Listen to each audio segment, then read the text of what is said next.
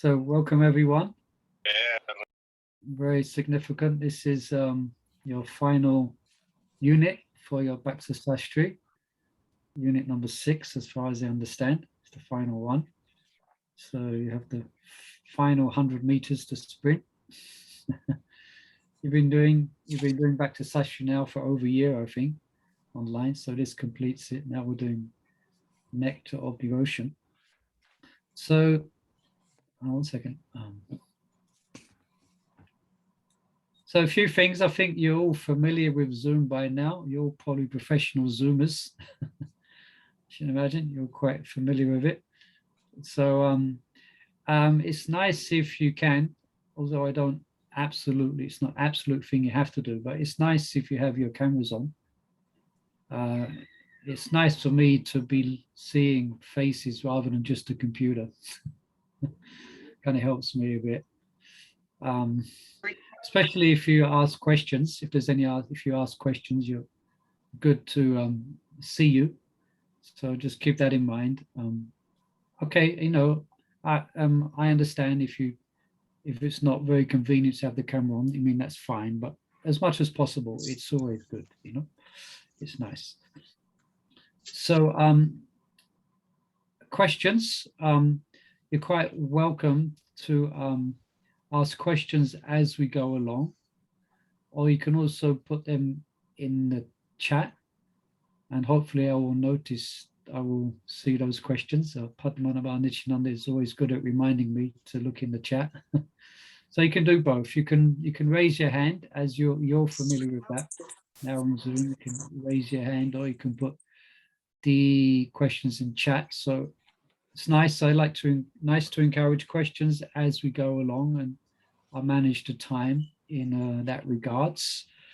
We will have, as you have been doing, we will have a break, 1.5 hours in, so that will be at 2 p.m.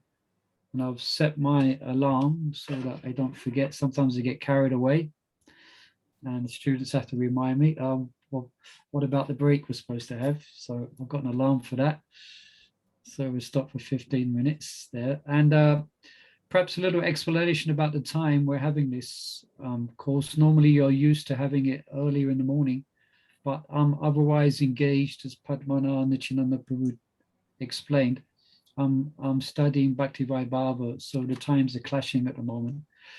And it looks like it's gonna be like that for this complete Nectar of Devotion. I think we have 9 or 10 lessons. So it will be this time each lesson, because my Bhakti Vaibhava studying goes all the way to March next year. So just keep that in mind. I hope that's okay with everyone. If there is any problems with that, we can discuss. Perhaps you can speak with Padmana Nityananda Prabhu if it's really a problem. And you should have all beforehand, I think yesterday or perhaps today, you would have all received your handbook for the Nectar of Devotion. And in there, you'll find there's 4 key memory verses. No, there's 5 actually. There's 5 memory verses for you to recite. And I think I don't know the details of how you're doing that. I think you probably know that already, or Padmana Nityananda, you're probably doing that online. So there's only 5 verses. Also, you should have got these slides, which you're seeing here now, the first one. And as you might notice, the slide here differs from your one that you have there. I included an extra picture today. So the slides may differ slightly, but don't worry about that too much. They're not going to differ in a big way. I do a little bit of editing along the way and might change a few details, but in essence, it's the same. You've got a total of which you know now as OBA, which means open book assessments. You have a total of 3, and you might want to take note of this, because the open book assessment should be for the first section, which we're doing now. The first section will be is question 2, okay, on section 1. So in your Nectar Devotion handbook that you got, at the back, you can have a list of questions for section 1, section 2, and section 3. So this first section, you should address question 2. How many words, Padmananda Shananda Prabhu? Is it, everyone knows how many words it is? Yes. Okay, good. Out of curiosity, how many words is required for your Bhakti Sastri? It's roughly about one side of A4. One side has 800 words minimum? Yeah, roughly around that much, yeah, 700, 800 words. Okay, same as Bhakti Vaibhava. We go 800 to 1,000 words, but actually keep it to 800 words. Yeah, makes it a bit easier for me during the reading. So just keep that in mind. And that should be, as far as I know, Padmananda Shananda Prabhu, that should be completed, the first one, by the end of section 1. And you can see all the dates there of the classes. I won't give details of that. I mean, you've got it all there. And your first CBA closed book assessment, that will be, as you can see there, some of you might see it already, that's on the 19th of September, okay? And that will be on the preface to the Nectar of Devotion, the introduction, and chapter 1, all right? Now we're hoping, today, we're hoping to cover, or we will cover, the preface, and we probably might go into the introduction as well, okay? Let's see how we do. Now, I thought it'd be nice that before we begin the Nectar Devotion, we can chant together. Let's pause. Okay, you can follow along with me as best you can. Probably you're all muted, so at this point you can unmute if you want, and we can chant together. Let's see. Okay, you can follow the meter which I chant. It's a nice prayer to by Srinivasacharya to the 6 Goswamis, and this is in the beginning of the Nectar of Devotion book. Srila Prabhupada includes this prayer.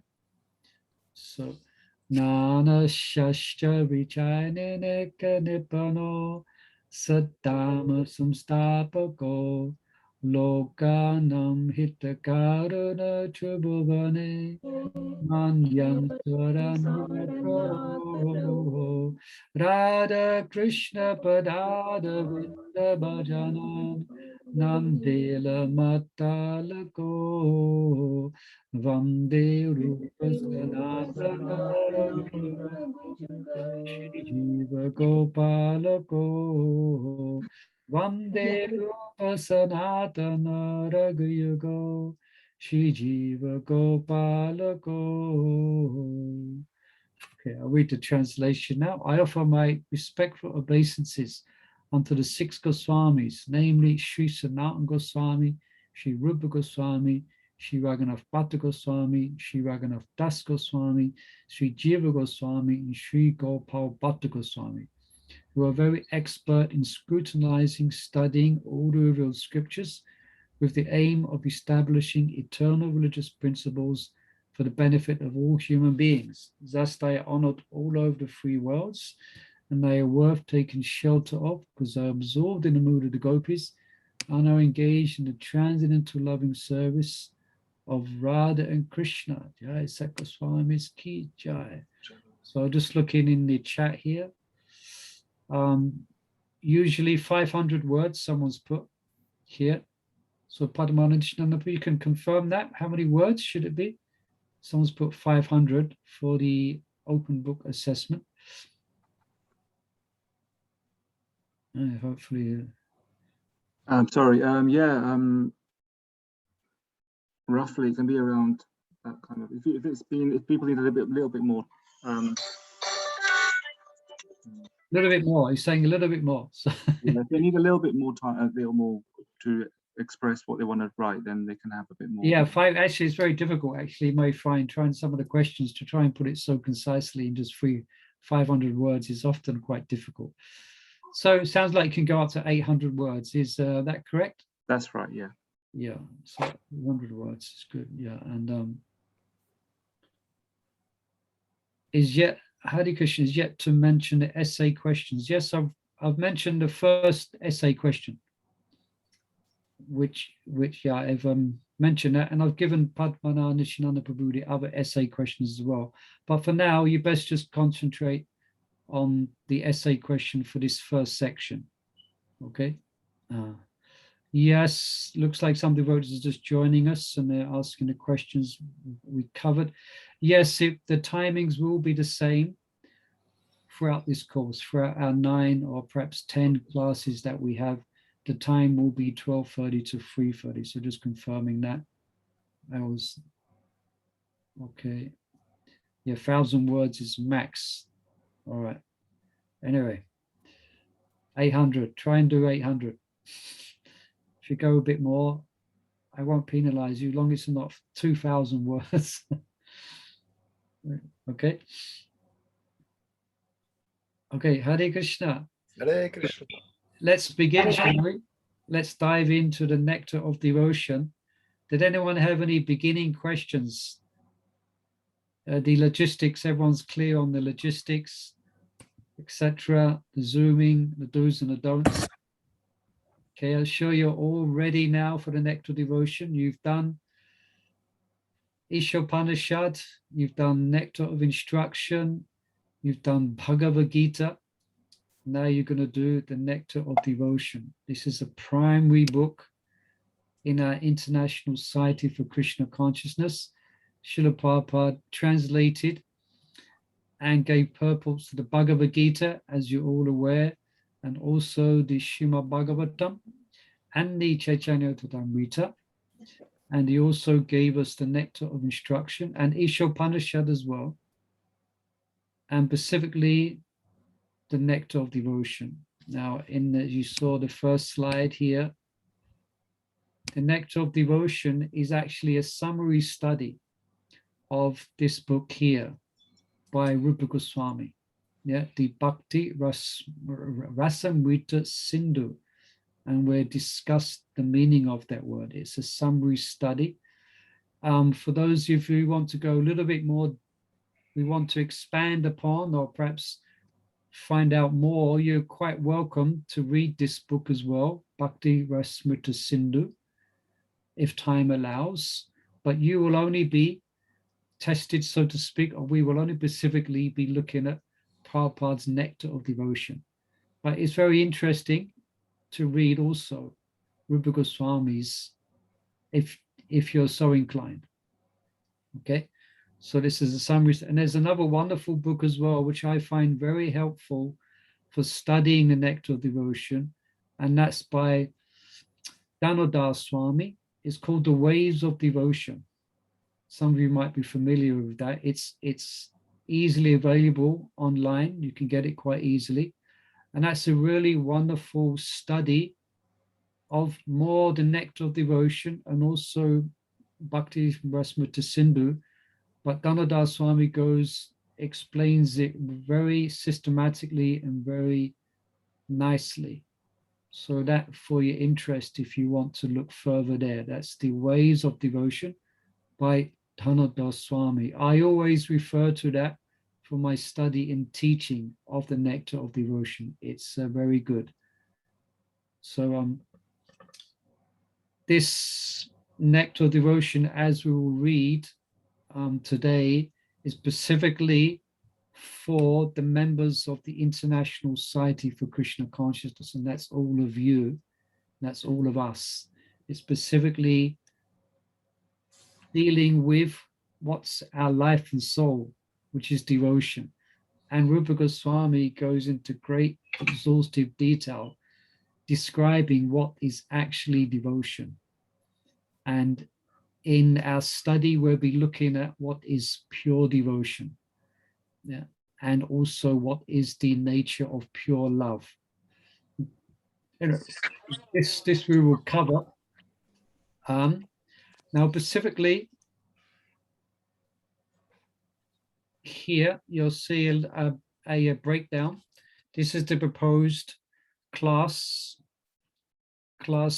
that we're going to be giving. Although I said today, we might go into the introduction as well. Okay, I think we will have time for that. Let's see how it goes. So you see, we have 9 classes, might be a bit more. So here, chapter 2, the introduction, and chapter 1 is basically an overview of a definition of Bhakti, specifically Uttam Bhakti.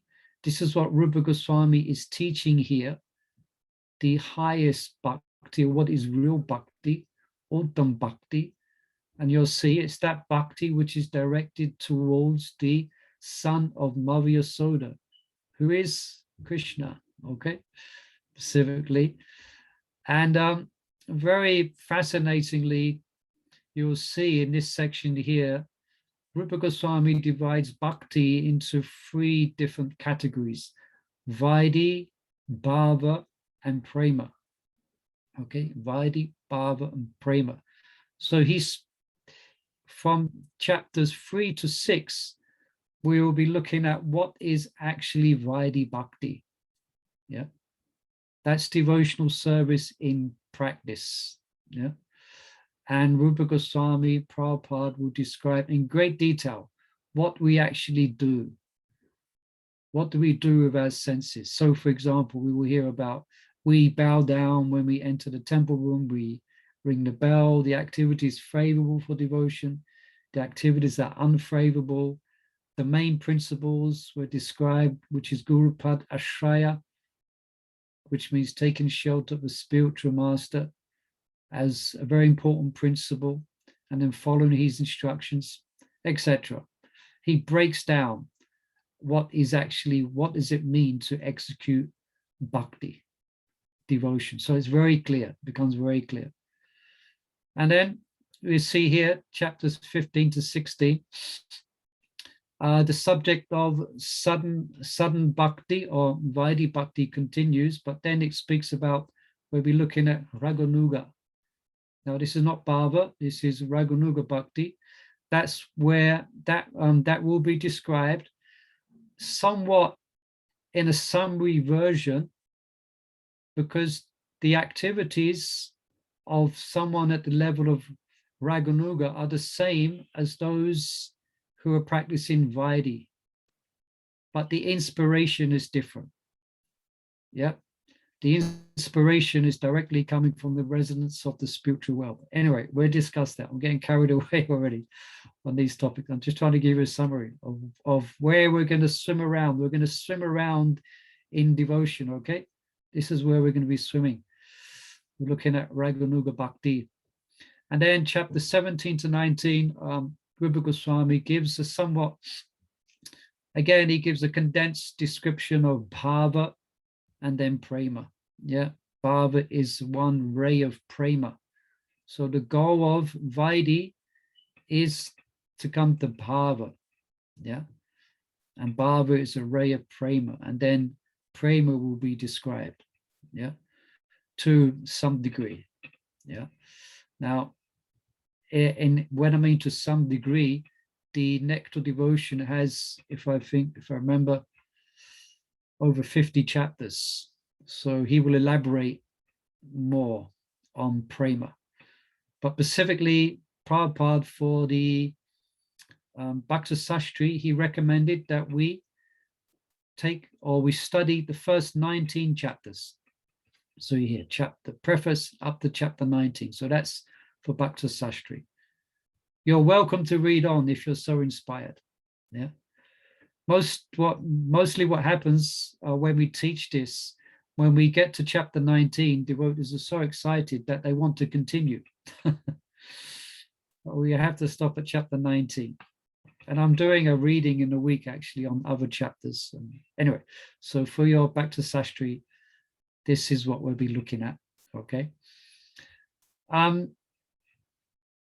Has anyone perhaps, I'm sure most of you have read the Nectar of Devotion. perhaps just raise your hands in the just raise your hands if you have read Nectar of Devotion. Perhaps put it in the participants. You know, you can raise your hand. Let's try that. Let's see how we go with the logistics. Let's see how many people raise their hand. Yeah. Okay, a few hands going up. A few hands.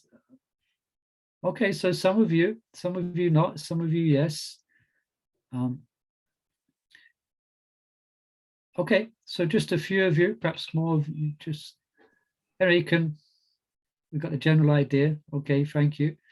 So it's good to read. I'll be giving you your homework, basically will be to read the chapters which are upcoming. Yeah, so like each week it's good to read before we study. And it helps you to identify parts that you're not clear on, parts that you want to ask questions about. Okay. There's a question here from Bhupendra. Has any other Acharya undertaken a summary of Bhakti Smriti Sindhu before Srila Prabhupada? Yes. This book actually here, which we showed you, this book here, Bhakti Smriti Sindhu, if you'll see here, it's a commentary of Rupa Goswami's Bhakti Smriti Sindhu. It includes a commentary by Jiva Goswami and Vishwanath Chakravarti Thakur as well. So they've both done a commentary on Rupa Goswami's work. So that's included in this book here. So for your interest, you can get lost in that ocean as well. Okay, you can read that if you want, if you're so inclined. Okay. Right. So now here's a further interesting little breakdown of the Nectar of Devotion. So very wonderfully and very poetically, Srila Rupa Goswami has divided his book Bhakti Smriti Sindhu, describing it as different waves in the ocean, which is very nice, isn't it? Because very different waves in the ocean of devotion. So, for instance, Purva Vibhaga. Don't worry about this Sanskrit term. You won't be tested on this. Don't worry. But the Eastern Ocean is chapters 1 to 19. All right, and that's what we'll be doing. That's what we're studying. We're going to swim around in the Eastern Ocean. Okay, that's chapters 1 to 19. This breakdown you can find in the back of your, at least a hard copy of the Nectar of Devotion. There's a breakdown of this, of the different waves and the subjects it covers. Then, for your interest, then there's a Southern Ocean, which begins with Krishna's qualities. It describes why, how, what way that the devotees love Krishna. What is it about Krishna that the devotees love, and what is it about the devotees that Krishna likes? So there's a Southern Ocean, 20 to 34, and it describes all the different ecstasies that the devotees relish in their prema. Right? Then just for your interest, then we have the Western Ocean, chapters 35 to 44. This describes, again, it describes rasa. We'll be describing a general principle, a general description of rasa today. But if you hear Nectar Devotion, Rupa Goswami describes the ingredients of rasa as experienced in prema and the different effects it has on the body and the mind, etc. And then finally, we have the Northern Ocean. This describes the different relationships of Krishna. There's 5 primary and 12 secondary, and how these ecstasies manifest in these different rasas. Okay, so we'll be looking at the 5 primary and just naming the secondary ones as well today. Okay, so that's for your interest as well. So much is here in the Nectar of Devotion, but we are going to be here. Okay, everyone's clear on that, the Eastern Ocean. Yeah, So if you get lost and you can't, if you get lost swimming around and you don't know where the shore is, you are in the Eastern Ocean. We can throw out a life belt and we can rescue you. Yeah, in the Eastern Ocean. Perhaps if devotees who've put their hand up, I think that's from my. Is this for questions or is this from when I asked if someone's read the Nectar Devotion? If that's the case, you just put your hand down, or if you have a question. Rebecca, did you have a question there? Your hand's up. Is that? No. Okay. Janaki, David Dasi, that was from before. Okay. I just read. My book, this is from Soroj Parashavadia. Excuse me for the wrong pronunciation. I'm sure that's wrong, but Soroj. My book does not have any verses. Have I got the right book? In the Nectar of Devotion, Prabhupada doesn't give the Sanskrit verses. He gives a summary. He gives a summary of the verses and he explains the verses, but he doesn't give the verses per se. The verses which you're to learn, they will be in your handbook. Right? The 5 verses which you should learn and commit to your memory, as I say, that's in your handbook. So no, yeah, so Prabhupada doesn't give the Sanskrit verses in his Nectar Devotion. You can find them in the Bhakti Masmrita Sindhu or also in your handbook, okay? Thank you. And here is another general description. Now we're going into I think I've discussed this already, so I won't spend so much time here. This is chapters 1 to 19. So they're just different waves within this ocean, within the Eastern Ocean, the different waves. So again, general description, devotional service in practice, apprenticeship, you could say, apprenticeship. And then we have devotional service in bhava. That's at the stage of liberation. Bhava means ecstasy. Whenever Prabhupada speaks about ecstasy, he's speaking about a specific stage of bhakti, which is known as bhava. And then something we're all aspiring for at some point, prema. Okay. And all right. So you'll find in a preface I was reading through today and yesterday as well. Let's begin then with the preface. Now there's the subjects covered in the preface. Prabhupada gives a history of Srila Rupa Goswami.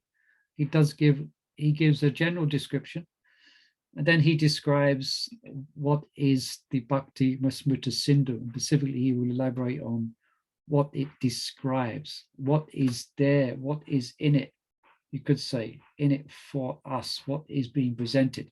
And basically, it's the subject of rasa. So this is in the preface. Now, I don't know if anybody did the little bit of homework I gave you, or you may have seen it, some of you perhaps not, but I asked that you could search around for some jewels about Rupa Goswami.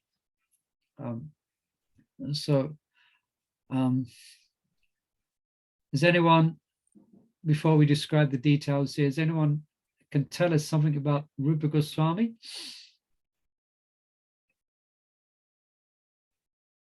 Any jewel? Anyone find out any about Srila Rupa Goswami?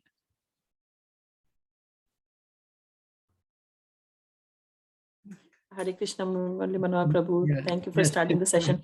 I know as much as you have written on the slide, basically, not more than this. Sorry. That's no problem. That's good. Yes, Rupa Goswami, very interesting. And Sanatana Goswami, wonderful history there. There's much more details. A really fascinating history that they was actually born in the highest caste of Brahmins, known as the Sadhasat Brahmins, which falls in, it's the highest caste of Brahmins, very, very well respected. But they was ostracized from that Brahminical community. And here they was given names Muslim names, Dabi Akash and Sakara Malik, yeah, respectively, Rupa Goswami, Dabi Akash, and Sanat Goswami, Sakara Malika. Now, Prabhupada doesn't go into such detail, but there is more details that's become available about that. The reason why, because they was employed by the Nawab Hussain Shah in his service. So here, Rupa Goswami was the private secretary of Nawab Hussain Shah, and Sanat Goswami was the head of the treasury. So they didn't willingly take up that service.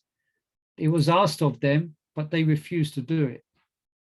And as is explained that the Nawab Hussain Shah, then he threatened them. He didn't threaten to kill them, because they would have probably rather been killed than engage in the service of Nawab Hussain Shah. But he said, I will kill all the Brahmins in this community unless you do what I tell you. Yeah. So then they had to take up the service. But of course, not everyone in that Brahmin Sarazat community understood or appreciated what had actually happened. So then they ostracized them. So it's quite serious. That will mean that no Brahmin would speak to them. No one would offer them to come to their house. That's what it means to be ostracized.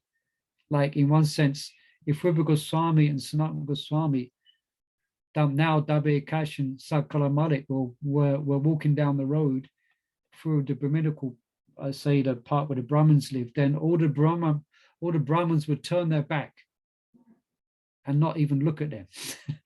That's how serious it was. But they maintained their Vaishnava, of course, they're great devotees. So anyway, I don't have time to go into all the details, but they maintain their spiritual practices even while being employed by Nawab Hussain Shah. Later they met Lord Chaitanya. So yeah, Rupa Goswami is the nephew. Yeah, thank you, Janaki. She mentions Rupa Goswami is a nephew of Sanatana Goswami. Yes. Someone's asking, Krishna Gopal was asking if we can please record the Sanskrit so we know the correct pronunciation. Yeah, perhaps Padmanabha Nishananda Prabhu could get onto that one. We won't do it here right now. Okay. And what's the significance? Monideep is asking, what's the significance of the north, south, east, and west? Well, it's just very, just as we say, it's highlighting the what is devotion. It's like an ocean of experience. So it's a poetical expression given by Rupa Goswami to help us appreciate devotion. It's like an unlimited ocean. Yeah, it's like an ocean. So Rupa Goswami, then he describes it like that. Yeah. So sorry, they were brothers, correct? Yeah. So Rupa Goswami and Sanatana Goswami were brothers, not nephews. Is that correct? Anyone can? All right. Anyone else have any jewels about Rupa and Sanatana Goswami? I read somewhere that they broke away from the prison and with all their money that they have, and I think they paid someone all the money to. Yeah, that's that's described in the preface. Yeah, thank you, Monideep. Yeah, they especially now. Let's just read some of this. Let's just go through now the preface, and so Rupa Goswami,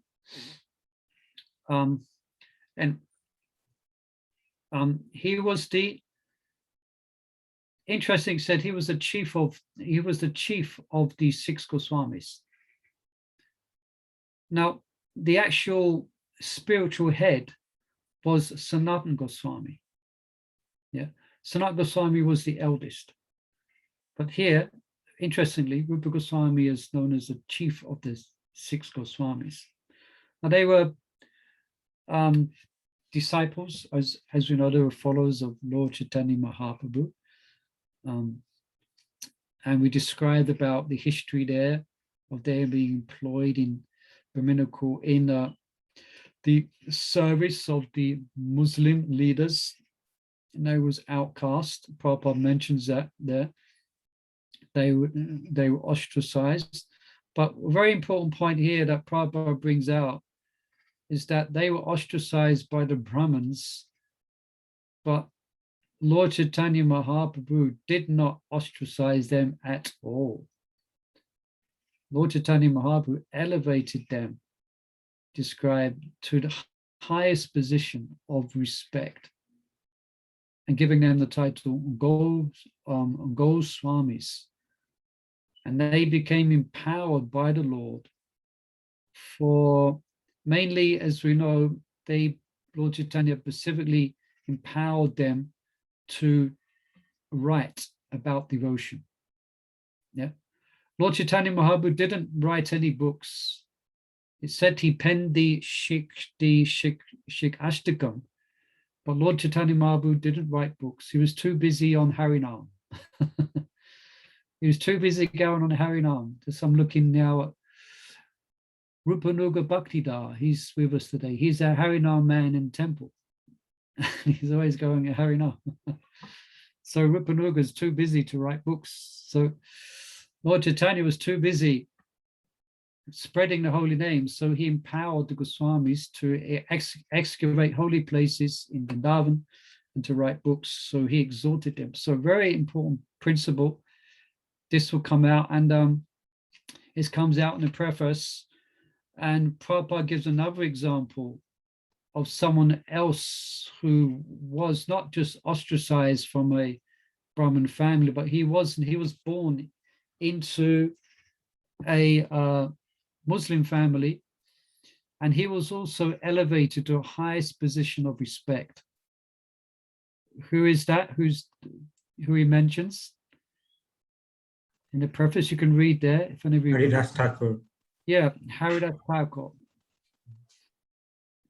Now, out of humility, Haridas Thakur always felt himself to be the most fallen of the most fallen, and he would never enter, for example, the temple of Jagannath Puri. But there's another example that Srila Prabhupada gives, yeah, as well as Rupa and Sanatan. They was given great respect and empowered by Lord Chaitanya. And then Haridas Thakur. Now, very good, very nice. Dinanath Prabhu has mentioned some more facts about Rupa Goswami. Thank you, very important point. Actually, we could spend a whole class speaking about Rupa Goswami. So his glories are unlimited. But here, he's put, yeah, the Radha Damodar temple in Vrindavan was set up by Rupa Goswami. The deities were carved by Rupa Goswami himself. Though he did not know carving, the form of the Lord was revealed to him as he started carving. Yeah, so if any of you wants to, in essence, there's a wonderful classes that Indra Swami Maharaj has been giving podcast he's giving on Rupa Goswami and the discovery of the deity Radha Govinda.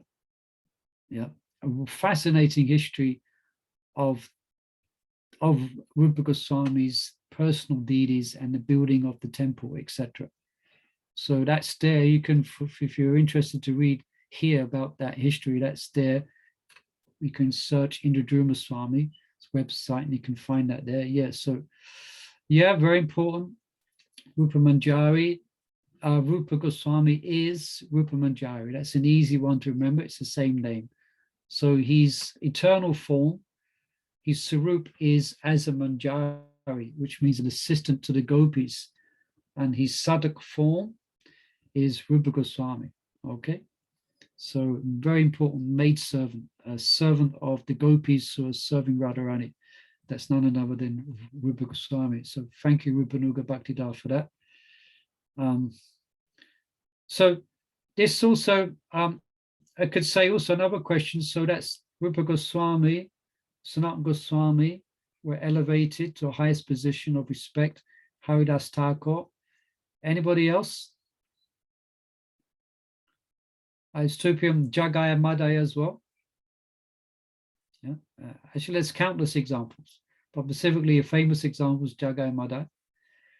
And what's another example of persons who are being elevated to practicing devotional service by the grace of Lord Chaitanya? There are other examples. That's us. Yeah, I mean, I don't come from, but I can tell you for certain, I don't come from a Brahmin Sadhazat community. I wasn't born into a Brahmin family. I was born into a Malecha, Javana, you know. So we see now this Krishna conscious movement, as is mentioned here, that the principle is universal. Lord Chaitanya's principle is universal. So the point here is that anyone who knows and practices or knows the science of Krishna, they're considered to be, in one sense, higher than a Brahmana. Now, what's the name of someone who's more highly situated than a Brahmana? What's the name? Vaishnava. Vaishnava, yeah, very important. But I'll ask a question here. What things should we be on guard for? What we should look out for? Here, it's saying that the highest in human society are the Brahmanas, and higher than the Brahmanas are the Vaishnavas. So I don't know if what is the danger here, or what? Can anyone say what I'm trying to get at here? Vaishnava Prad, or judging between Brahmana and Vaishnavas? Yeah, so we may be Vaishnavas, but we should be careful that we're not becoming overly proud and looking down upon. In no way, Vaishnava means Trinada Pisha Nitya. We should be humble, and as Lord Chaitanya says in verse 3 of the Shik Astakam. Point we're kind of getting at here is that we should do justice to that, and we should make sure that we're not doing all nonsense. Because as we know, even today, actually, a lot of Brahmanas protest about Westerners, for example, being given Diksha. I mean, Diksha means the Gayatri mantras. Yeah, they protest. So therefore, it doesn't look well if us as representatives of Prabhupada are behaving not behaving like Brahmanas. You follow? It doesn't do credit to Srila Prabhupada. Yeah. So the point here is, I think it's mentioned later on, a little bit later on. Prabhupada mentions this point in the chapters of the Nectar devotion. He will mention this point. But anyway, just to make that point. And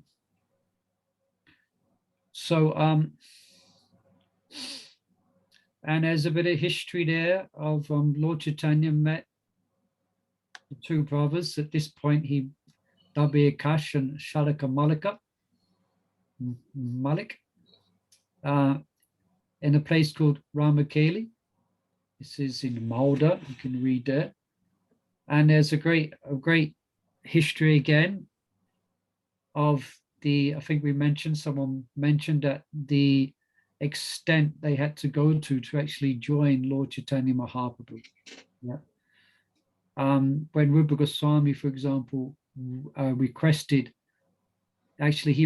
leave of absence because he was sick, so-called.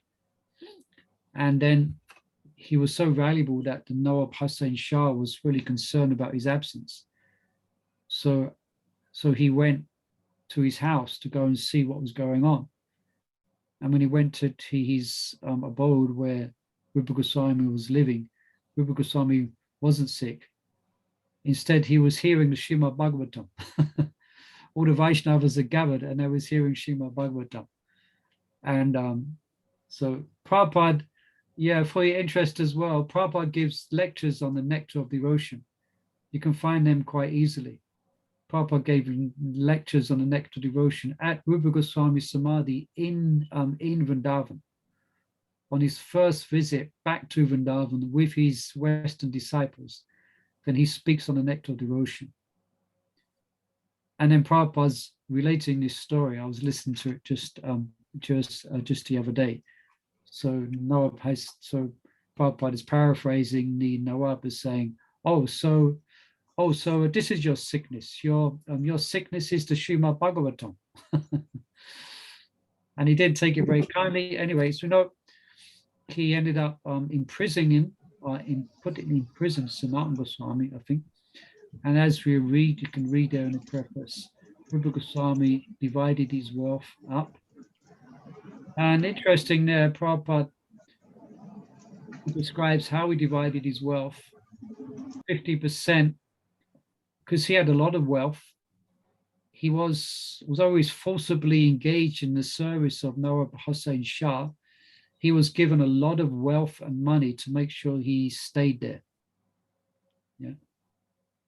Although Rupa Goswami obviously not attached to that, but he had accumulated a lot of wealth anyway. So he distributed that, and there's a description there you can read of how he did that. 50% he kept for emergencies, and that's what was used. We don't have time to tell the whole detail of the story, but that was used to bribe the jail keeper to, I think it was to let out Sanatana Goswami. Yeah, Sanatana Goswami bribed him with the wealth that Rupa Goswami had left for emergencies. So sometimes discussions, so ask the question, so can devotees be deceitful? So in that sense, it's not completely deceitful, in a sense like a materialistic person who's being deceitful for his own gain, for his own selfish aggrandizement. No, but devotees have to be very intelligent of how to go about their devotional service. So anyway, Sanatana Goswami bribed him. And here you can read that he 25, so another 50% left. So 25% was given to relatives. Interesting history there of actually what relatives he gave that to. Yeah. So anyway, he's there.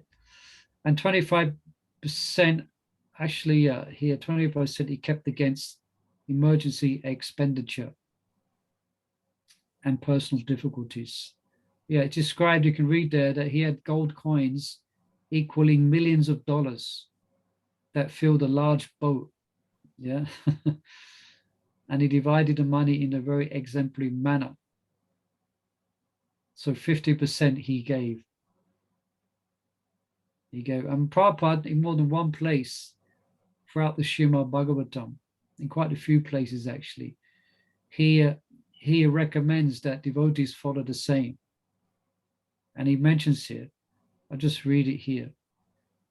It is described in the Chaitanya Charitamrita that his accumulated savings in gold coins equal millions of dollars and filled a large boat. He divided the money in a very exemplary manner, which should be followed by devotees in particular and by humanity in general. Sometimes we might read this very quickly, but what does this mean? Okay, Prabhupada's mentioning it to devotees, but then he's mentioning it to non-devotees should also do the same.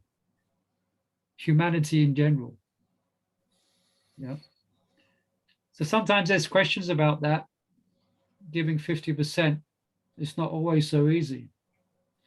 I think some of you there have houses and you have children, you're earning a living, some of you have children. So here Prabhupada says, give 50% of your earnings away. Anyone have any problems with that? Silence means you have. Yeah, I must admit, yeah, it's not so easy. And sometimes there's an argument whether it's gross or net. Yeah. Which one is it? Does that mean gross or net? The point here is that, yeah, it may be difficult. And it is difficult, perhaps in today's day and age. You know, we have to work so hard just to maintain the basics. But the point here is we should give something. I know my spiritual master specifically requests his disciples who are working to give 10%, at least. Give something. The highest ideal we could say is 50%. Yeah. I think they call it tithing in the Mormon church. Tithing, where everyone who works, they tithe some of their, for what? For the spreading, for us, of Krishna consciousness. So yeah, this listen, yeah, so just listen to I was going to say something that I just forgot. Yeah, so yeah, that was the point. There was one devotee who was mentioning actually everything belongs to Krishna. Everything belongs to Krishna. Our house, you know, our phones, our children, everything belongs. Our cars, the washing machine, the dishwasher, the back garden, the front garden, everything belongs to Krishna. The bank, the money in the bank, everything that we have actually does belong to Krishna. So another way to look at it is Krishna's being very kind, and he's allowing us to keep half of what belongs to him. You follow? Should give everything to Krishna. Yeah.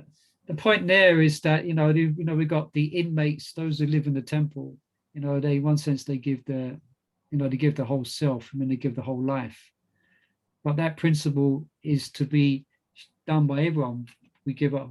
There's a verse that describes give your wealth, your intelligence, or yeah. So the idea is that you can still help the Krishna conscious movement in a great way, in the same way that the inmates in the temples are doing. You can have great by giving something. Anyway, so Prabhupada encouraged that. So sometimes it's a discussion, it's difficult.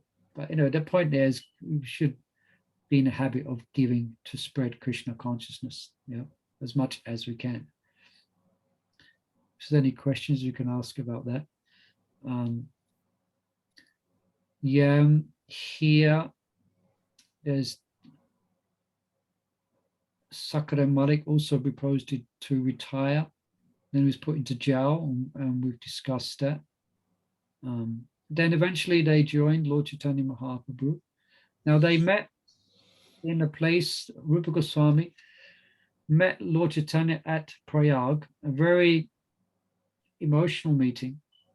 Rupa Goswami, actually hearing from Indradurma Swami, he's mentioning that Rupa Goswami would write letters because they had not met Lord Chaitanya Mahaprabhu, but they had heard about him. Yeah. And Lord Chaitanya Mahaprabhu was having a profound effect on the continent of India at that time. And news was spreading of his devotion. So Rupa Goswami would write letters to Lord Chaitanya Mahaprabhu. Sanatana Rupa would write letters requesting and asking questions and requesting to join him. So finally, after being employed by the Hussein Shah and escaping that, then Rupa Goswami met Lord Chaitanya at Dashrameda Ghat. Yeah. And he instructed him for 10 days. Now I took note, those instructions, if you want to hear those, or you want to read about them, you can find that in the Madhya Lila, chapter 19 onwards. Yeah, Madhya Lila, chapter 19, Lord Chaitanya instructs Rupa Goswami for 10 days. Sanatana Goswami, he instructed for 3 months, I think. 2 or 3 months. And you can read about that as well in Chaitanya Charitamrita. Lord Chaitanya's teachings to Rupa Goswami, Lord Chaitanya's teachings to Rupa Goswami. Okay. And specifically, Lord Chaitanya Mahaprabhu, asked, Rupa Goswami is known as the Rasa Acharya. This book is all about the rasa of devotion. So Rupa Goswami was empowered to write about the internal or the emotional side of one's relationship to Krishna in different mellows, rasa. The teaching to Sanatana Goswami are very much about the different incarnations, the constitutional position of the jiva, and the example was given there, Bhakti Lada Bija. It's elaborated there. And Rupa Goswami specifically, he was empowered and wrote books on the relationships with Krishna. It's known as rasa. So we are known as Rupa Nugas. I'm getting carried away here, and I'm not moving the slides. Let me move some slides because here and there we discussed this already. Catch up with my slides. Yeah, here we are. So our movement is based on the teachings of Rupa Goswami. Therefore, we are known as Rupa Nugas. Yeah. Om Ganata Mananda Shaganandana Slak Chakshumanitam Tasmai Shri Gurave Namaha. Yeah. Specifically, Rupa Goswami, he wrote, following the mood of Lord Chaitanya, he wrote books with the mood that this bhakti will be spread throughout the whole world. Yeah. So this known as, there's two terms you may have heard. One is Bhajananandi, one is Gostianandi. Bhajananandi are satisfied with their own bhajan. Yeah. If anyone comes, they preach to them. Now, Gostianandi, they're the ones, it's spreading, going out, giving out, educating and attracting people to the bhakti movement, so to speak. So Rupa Goswami is writing in this regard to inspire everyone. Yeah. So anyway, so we are known as Rupa Nugas. Yeah. And Prabhupada says that our present, the Krishna conscious movement is based on the authority of Srila Rupa Goswami. Yeah. Prabhupada's not just creating a new movement out of nowhere, out of nothing. No, as we know, he's following Lord Chaitanya.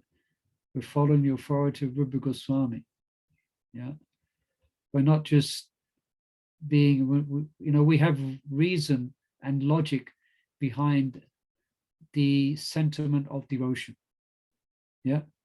In other words, devotion is a sentiment. It's a spirit, it's a spiritual one. So sometimes you may have the people, when we think about devotion, it means there's no specific, there's no specific rules. It's just a heart, you express the heart devotion. No, but it has authority. And that's, so the Krishna conscious movement is based on the writings of Rupa Goswami. So it's very, very important. So we are Rupa Nugas. We're followers of Sri Rupa Goswami. And Prabhupada mentions that there. And we are, yeah. And it's what Prabhupada's mentioned there as well, that it's for our guidance. Yeah. Quite amazing, really. If you think about Rupa Goswami, does anyone know what year? Anyone can say what year? Roughly, what year was Lord Chaitanya Mahaprabhu born? Someone can tell us. 1486. Well, 1486. So thank you, Rupa Nuga. So 1486. So say we could say 14, perhaps in the 1500s, Rupa Goswami is writing this. And here we are, 2021. Rupa Goswami had us in mind, had the future of mankind in mind. Yeah. That's why books are so important. Yeah. So Prabhupada says it's for our guidance that Rupa Goswami has prepared his book, Bhakti Smrita Sindhu, which Prabhupada now presents as the nectar of devotion. Yeah. And then he mentions, as we mentioned in the beginning, specifically it's for those who are engaged in Krishna consciousness. Yeah. Prabhupada says we should take advantage of it so we can really, Prabhupada says, solidly situated in Krishna consciousness. Yeah, solid like a rock. Yeah, that's what we want. If we want to be like that in our devotion, we study what we're doing now. As you're all studying back to Sastri, so you're becoming like rocks, hopefully. You'll be like rocks, you'll be unmovable rocks in this terrible ocean of grief. Yeah. So let's edge on a bit. Again, if you've got questions, you're welcome to put your hand, or you've got any, not just questions, but if you want to offer some additional comments, please feel free to do so. So then there's a definition that's given, then Prabhupada is given a basic definition of bhakti, and this will be looked at more. It means devotional service, yeah, and that we'll look at when we, today or next week, we'll be looking at the verse Anyabhilasata Sunyam, which describes actual activity in devotion. So devotional service. So bhakti means devotional service. So, and that's translate. Let me just move things around a bit here. I can see. Now you see that there's a lot of movement in the world, isn't there? You know, especially where we live, or where you may live. Anywhere, people going to and fro, and there's lots of activity, isn't there? Yeah, everyone is engaged in, Prabhupada mentions, in some sort of service. Yeah, some sort of service. Yeah, service to friends, to family, society, country, etc. Yeah. Now, okay, we can say, why do materialistic persons engage in service? There's only one reason, really. Money. Yeah, some fruits, want to get something in return.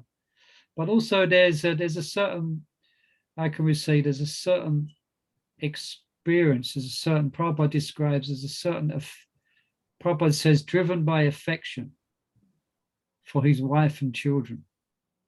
Yeah. Prabhupada says a person, a family man works day and night. Yeah. And some people literally do that, isn't it? I know in some countries, specifically, I think, I won't go to detail, but some countries I've heard, like China and Japan, they work like 20-hour days, Literally, some people do work day and night. Why? Well, they have to. Or do they have to? That could be a question. But they're driven by affection for wife and children. Yeah. So, we see also that over and above that, we see some people will represent and fight for the rights of a specific country. They become a nationalist, and they work for what Prabhupada describes for country and countrymen. You heard the word patriotic or patriotic? Someone who's patriotic is very infused about the country they're living in. Borma Ijadi. It's just got, it's worshipful, isn't it? You see, when you go to India, or when I was last in India, you read everywhere in India, India is great, India is great, India is great. You go to America, and every house practically has the American flag flying out the front. You go to, in England, some person's very attached to England. Anyway, you get the idea. So the force that is described, that force that drives one on, the word given here is rasa. All right. Now, when you read Nectar Devotion and you describe the spiritual rasa, the actual ingredients of spiritual rasa, it's different than the material rasa. Yeah, but Prabhupada describes here that there is a kind of mellow that's relished, say in someone working to maintain the family, etc. There's a certain sense of rasa, a certain inner feeling of satisfaction. And Prabhupada describes here whose taste is very sweet. He's speaking about the material rasa here. It tastes sweet for the materialist. Yeah. But then he's describing, again, just the preface has given us the introduction to the nectar devotion, because the whole, it's all about rasa. So then he describes about the bhakti rasa. Yeah. And in the slide here, we see it's perpetual. It's known as amrita. So amrita is, it's a Sanskrit word given for nectar, but specific nectar which doesn't lose its taste, bhakti rasa. So this is the mellow that's experienced in relationship to serving the Lord. Yeah, it's different. It's a rasa, it's a feeling, it's an experience, but it's spiritual. It's amrita. Described here, it's perpetual. It's not going to finish with the end of our life. It's just going to continue. Unfortunately, in this material world, our relationship or the rasa that we have with family or country, at some point is going to stop. As we know, we all have to go our own way, our own separate ways. The relationships we have with our husband, our wife, our children, etc., our country, it's not eternal. But bhakti, the rasa, experiencing loving service to Krishna, it just continues. Isn't it? If we think about it, if we realistically analyze the material world, things generally start very nice, isn't it? When you first start chewing gum, it tastes very nice, isn't it? But how long does that last before you the taste goes, isn't it? And that's like everything material, really. You know, even sometimes it yeah, I don't want to go into many details, but on the materialistic side, I mean, how many, you know, I can just, you know, how many ladies or men are looking back after the prolonged divorce case, going to court and all what they had to go through, and they look at the family album and they look at the pictures when I was first married. Wow. In the church, all big smiles, big dress, and now they're just being divorced. You know, these are extreme examples, okay, I'm giving you, but that's generally material life. It goes down. Yeah, the batteries run out, the car breaks down, the body dies, the body gets old, it's diminishing. Yeah, but bhakti is different. It just keeps on growing, and death doesn't have any impediment on it. It just continues, and it grows and grows and grows and grows, and the experience becomes more deeper and more deeper and more deeper.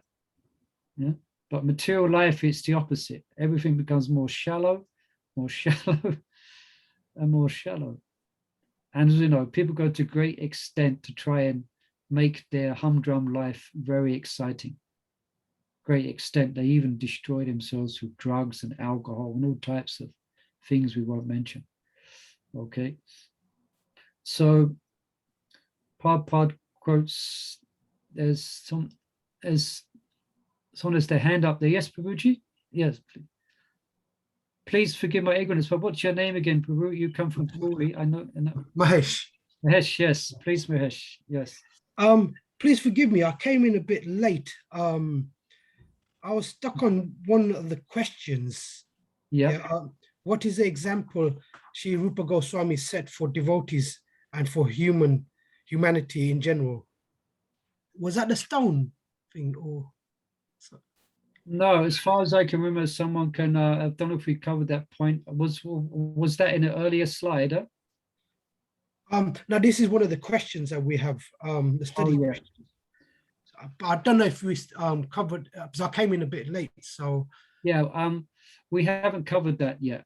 Okay. So you just stick with us. You just keep that to the side. I don't think we've covered that. Thank you.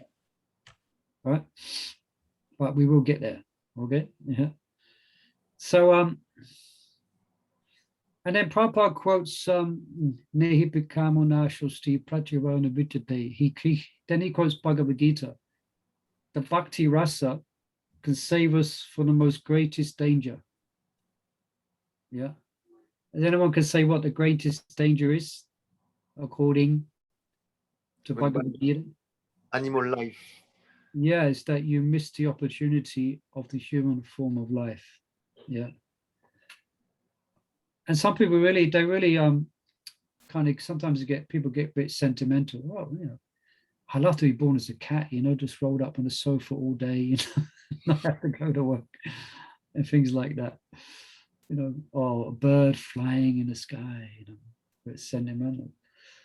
But if anyone is, you know, nature is ruthless. I don't know if any one of you watched, sometimes you may watch some nature things and one animal killing another animal. It's not very pleasant at all. It's animal life. You know, in London, there's not much wildlife around in central London, but there's pigeons, you know. And you see, you know, if you throw some food down on the pavement, 30 pigeons will all come and try and get it.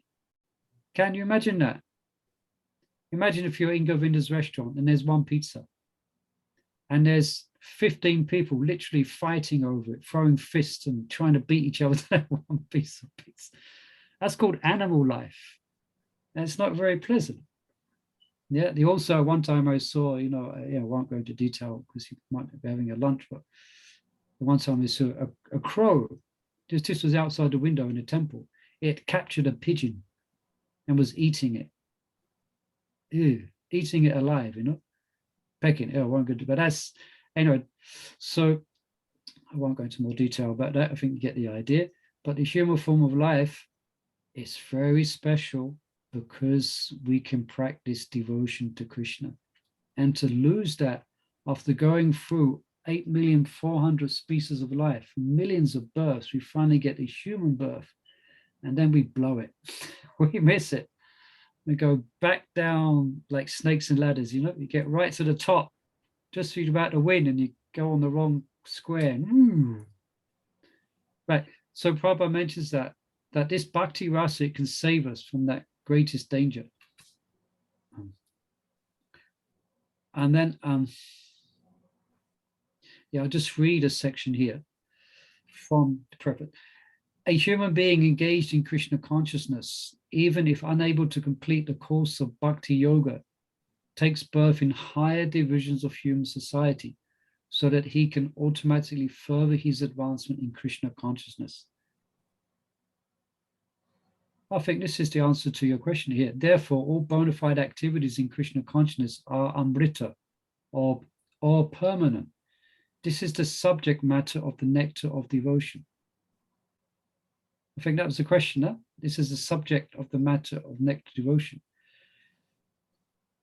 So just keep that in mind. And sometimes, you know, if we're engaged in bhakti, you know, you're at home, you're doing your offering to your deities, you're dressing your deities, or you're chanting in front of your altar, or you're doing service in a temple. That's all going to an eternal bank account. Yeah. That's amrita. Amrita. Amrita, which means it's permanent. Yeah. And just to move things around here a bit, excuse me. Right. So this is what we're going to be discussing in the Nectar of Devotion. Very important. And Prabhupada says here, he says, we can understand the serious student. So we have to become a little bit serious. Yeah, you all are very serious because you're all doing Bhakti Sastri. You've taken a serious step in your devotional life. So Prabhupada says, we can understand this Bhakti Rasa by studying the Nectar of Devotion. Yeah. And Prabhupada gives like a Faustuti as well, which means he's given us blessings.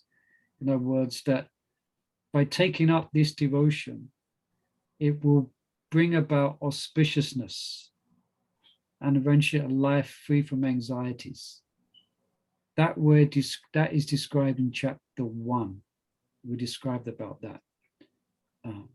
The actual symptoms of devotion, and Prabhupada's hinting at it here. Auspicious. Generally, materialistic life is inauspicious. It can be, often it's inauspicious. But auspicious makes everything is, everyone know what the word auspicious means? You've got some idea. Let me see if I can, yeah, someone can look at the dictionary. But auspicious, you get the idea, means everything's bright. Everything's looking good for you. Your future's looking bright because you're engaged in acts of devotion. Don't worry about the place you live or the place you don't live or the material situation you have. That's all going to come and go. But the fact that you're engaged in bhakti means everything's bright for you. You have lots to smile about. We have lots to smile about. And Prabhupada says there that devotees are not interested in liberation. In a sense, liberation, moksha, just to be free of anxieties. Devotees are fully engaged in the service of the Lord, and it comes automatically. Yeah. And interesting, Prabhupada says there, because it attracts the attention. You can attract Krishna's attention by the activities in bhakti. Yeah. And that's what we want. We want to attract Krishna's attention. Yeah. And Prabhupada says here, he says even the young or the neophyte devotees are anxious to see, or he says they're anxious to see Krishna or God, but it cannot be known by our present materially blunt senses. So I think this is one of your learning verses, which is there in the Nectar Devotion. Atashi Krishna Namadi, I think Bhavam Privetkri Indre, Sivinmukhi Hijivado, Spoyam Eva Sporati Adha. By taking our materially tainted senses, those same senses, and engaging in bhakti, they become cleansed, they become purified, and you can perceive Krishna. That's the idea. Yeah, our senses have been blunt. Anyone have blunt knives at home? Blunt scissors? They don't cut. They don't do. They can't do anything. No. You have to get them sharpened. Yeah, get them sharp. And when they're sharp, they can do lots. So similarly, our senses are very blunt. We can only perceive matter. We're attracted to gross materialistic things. But the more we engage in the activities of bhakti, then the more we can be attracted to Krishna. Yeah? We can perceive wonderful things, And then Prabhupada is going to speak about, again, if there's any questions or anything to add, please feel free to ask. Let me just, okay. 1 second.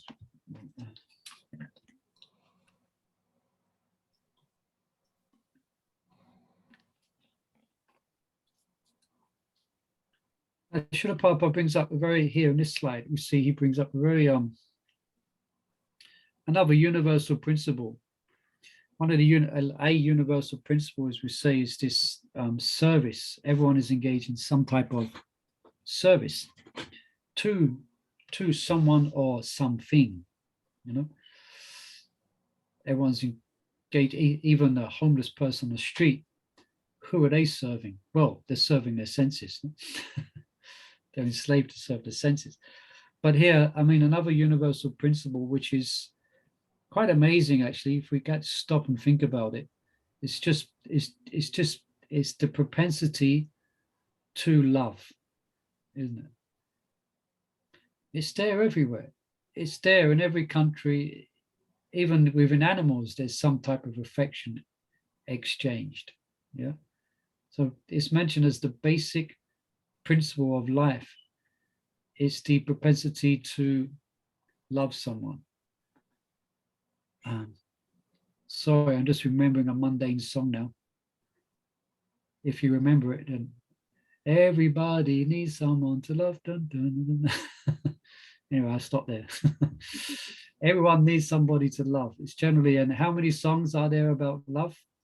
Oh God, so many. How many songs are there crying about love, broken love? It's like, it's amazing, isn't it? And everyone's searching for this. You could say they're searching for this perfect, wonderful relationship. Yeah. And that's often termed as love. Yeah. So Prabhupada is saying here, no one can live without loving someone else. Of course, in the field of human emotions, sometimes persons become, they give up. Yeah, they give up. Oh, no, it's pointless. I've tried so many times. This relationship, that relationship doesn't work. And they resign themselves to, it's not possible, you know. Yeah, I remember back to Vijay Punamraj was graphically describing how, you know, like for instance, a man, you know, it's a family and a family turn against him and etc. And the relationships break down, you know, and no one does what he says, you know, no one, you know, again, I'll give an extreme example, okay. And then he described how then he gets a dog, you know, and he throws the bone and the dog, or he throws the ball and the dog goes to collect the ball and bring it back to him. The dog is the only person who actually does what he says. All he's got now is his relationship with his dog. Anyway, graphic example. I think you get the idea.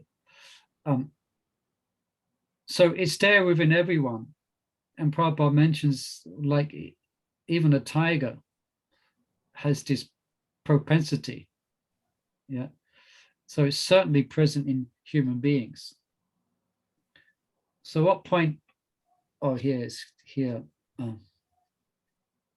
What's the next point that Prabhupada makes? Someone could say, perhaps, where is he leading in this? He's speaking about everyone looking for love.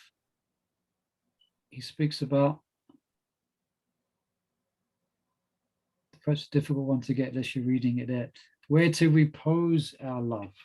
This is the fact, this is the point. Yeah. Where we all have this propensity, where to really take it, where to repose it.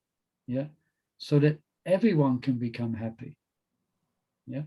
Then Prabhupada goes back to this point, that actually everyone at the present moment, human society, it teaches, it doesn't direct persons to repose in their love to Krishna, to love of one's country or family or personal self. Now, it doesn't mean we should have no affection for our family, etc. It doesn't mean that. But the point here is that if we repose our love in Krishna, we will naturally be, I don't know if everyone's experienced, could I say, has anyone ever experienced when they was younger, falling in love? Anyone? Everything seems so positive, doesn't it? You know, so positive for a small amount of time. There's anyone, it will sing, sorry, I'm thinking of mundane things now. You know that song, Singing in the Rain? I'm singing in the rain. What a wonderful feeling. And this person is dancing in the rain. Why is he dancing in the rain? Because he's fallen in love with someone. But as we know, it doesn't last. Yeah. So Prabhupada mentions we should repose our love in Krishna. So I'll just read from here. At the present moment, the human society teaches one to love his country or family or his personal self, but there's no information of where to repose the loving propensity so that everyone can become happy. The missing point is Krishna, and the Nectar devotion teaches us how to stimulate our original love for Krishna. Yeah, it's there. And the process of sadhana brings that out. It's there. Stimulate our original love for Krishna and how to be situated in that position where we can enjoy our blissful life. Yeah. You could say that, like materialists, they really want to enjoy, isn't it? But we want to enjoy as well. But we want to enjoy the real thing. We don't want that enjoyment to be false. We don't want that enjoyment to be superficial. We don't want that enjoyment to end. We actually want to enjoy eternal blissful life. And that's what's being taught in Nectar devotion. Yeah. And then Prabhupada gives more examples on this. You see here in the slide. First of all, child loves his parents. There's affection for the parents, and brothers and sisters, and then it may grow, growing, family, society, community, country, nation, or even the whole human society. Then Prabhupada mentions that it's still not satisfied. Yeah? Still there be a want, there be a vacant spot. Yeah. Until we come to know who is the supreme beloved. Yeah. And then this is the point Prabhupada's making here. When we repose, when we can be fully satisfied when we repose this love in Krishna. And Nectar devotion is all about love and how it's expressed and all the details of what it looks like in relationship to Krishna. That is the whole study of the Nectar devotion. So then, Prabhupada says this is the sum and substance of the Nectar of devotion. So if there's a question, so what's the sum and substance of the Nectar of devotion? It's this: how to fully fulfill our propensity to love. It's there. We cannot ignore it. Yeah. But when we take it towards Krishna, then this is the theme, sum and substance of the Nectar devotion. So then, okay, let me. And then Prabhupada speaks about there's 5 different mellows, how devotees love Krishna. So someone can say what one of or some of those mellows are, the 5 primary mellows. In what ways do devotees love Krishna? As a friend. As a friend, yeah. That's called Sakyaras, yeah. As a Dasyaras, servant, yeah, yeah. Madhuryaras. Yeah, Madhuryaras, conjugate, that's 3. Shantiras and Vatsalyaras, yeah, parenthood. Yeah, thank you. So that will be described chapters 20 onwards, goes into great detail of that. And then Prabhupada gives another example, explain like a interesting example, like a vibration of air or light and air. It expands. He explained that our loving propensity expands just as the vibration of light and air expands. Interesting, but we do not know where it ends. Yeah. Then is what's. Let me just move here. Sorry, let's go back one. Finish this part here. Yeah. So the nectar. So this love of Krishna. This by loving Krishna, we will automatically love or have affection and respect and love for all living entities. Yeah, automatically. Yeah. So my alarm's gone off. So that means it's break time, 2 o'clock. So let's stop there for 15 minutes and we can, so at 2:15, if we all come back and we can continue, yeah? So we'll have a break now for 15 minutes. We can. Hare Krishna. Hare Krishna. Hare Bol.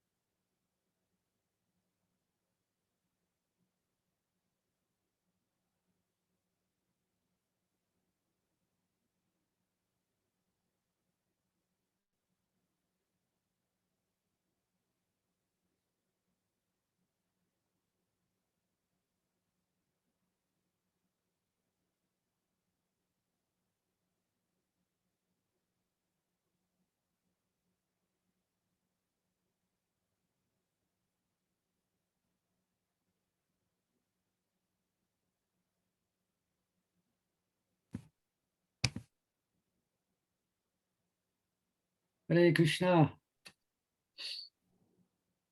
Everyone's with us again. Someone could unmute and say hello. Hello. Hare Krishna. Hare Hare Krishna. Krishna.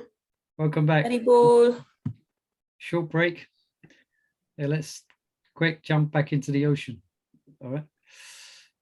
Okay, let's just continue here. This is we have 20 slides here. We're on slide 13, and we're going to chapter the introduction. Okay.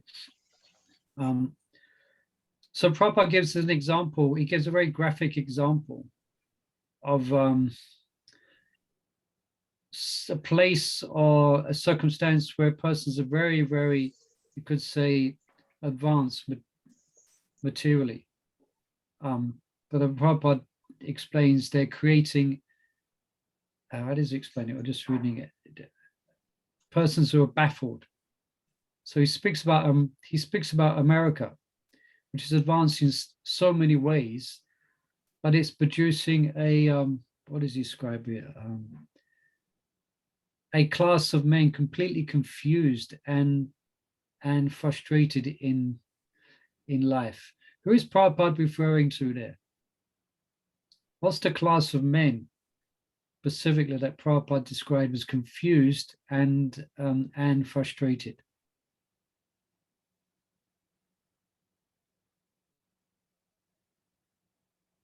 Who is the persons who are coming to Srila Prabhupada in the early days? The working class. Yeah, I'm looking more specifically for type of genre of youth, in particular, you could say fashion or Is distressed. Yeah. So for Prabhupada, that was quite an amazing, not I don't know, amazing is a word, but it's quite a revelationary experience. Because as far as he was told or educated, then America was paid with gold, or America had everything that India didn't. India was seen as, what in Prabhupada's own words, as a poverty-stricken place. But then when he went to America, and yes, they had their material opulence, but then he came across persons, the youth, who completely fed up with that. They could find no happiness in it. That's what Prabhupada describes, completely confused and frustrated. Yeah, so that was quite an experience for Prabhupada. We could say to see it, actually, to see, I could say the proof of the Srimad Bhagavatam. And even Arjuna mentions this to Krishna as well.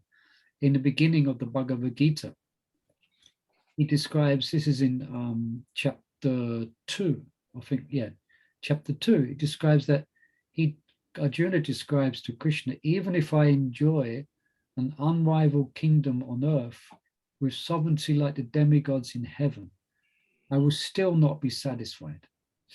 Yeah. So Prabhupada brings that up here in a Nectar of Devotion. So, and he also brings up, which he does often, Prabhupada often would have a go at the United Nations. Yeah. He would say, now there's so many flags, so they're dividing up the world accordingly. Yeah.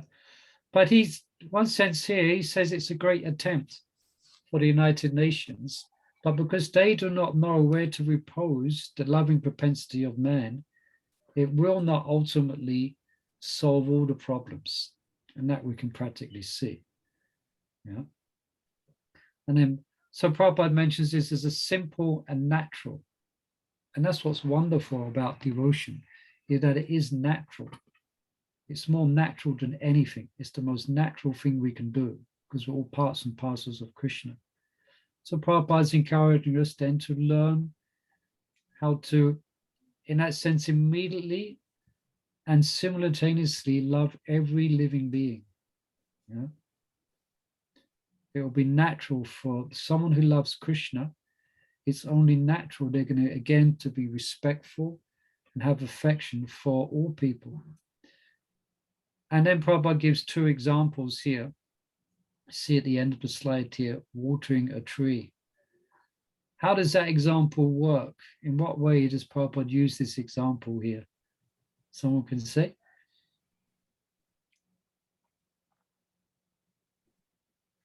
of satisfying everything, everyone. He gives example of watering a tree. When you water the roots Yeah, of a tree, the whole tree is nourished. that's it. Exactly. Yeah. I mean, what person is going to climb up a tree with a little watering can and water every little leaf? Take a long time. Yeah. No, water the roots. So unfortunately, that's what people are trying to do. They're trying to artificially have, and it's very difficult. I mean, in one sense, it's a, you could say, it's a nice sentiment to want to have affection or to treat everyone equally. Yes, and it should be there. But actually, the real way to do it is to water the root, is to develop a love for Krishna. Then you will have natural appreciation and affection for everyone. In other words, all Krishna's parts and parcels. So Prabhupada brings that out here. And he gives the example also of feeding the stomach. Can anyone perhaps elaborate on how Prabhupada would use this example? Sometimes we would use it in a comical way. The same principle. Go on. If the ant wants to get the food by itself, Yeah. will never basically be satisfied. But Yeah. if he brings the food to the mouth, In the mouth. brings the food to the stomach, then the whole body will be satisfied. The hands on any other parts of the body will be satisfied. Yeah. Yeah. Simple but really brilliant example. There's a story that describes that one time the senses, the hands, and all the other parts of the feet and everything, they went on strike because they thought it was unfair that the mouth was getting all the food. So they went on strike and they refused to cooperate. So what happened? That meant there's no food going in the mouth. And then they all, of course, they all became weak, yeah, and they couldn't function. The point there is that it should go in the mouth, then the whole body becomes nourished. So Prabhupada sometimes, or devotees actually bring it up in a comical way. If you have a rasgulla and you're squeezing it, trying to enjoy it, they put it in the mouth, then it nourishes the whole stomach. So Prabhupada's encouraging society, us, to in that way. He's bringing up here that material comforts are not sufficient to make us happy. Yeah, it's not sufficient. There's one book I read, I kind of glanced through it. The American Paradox, Spiritual Hunger in the Age of Plenty.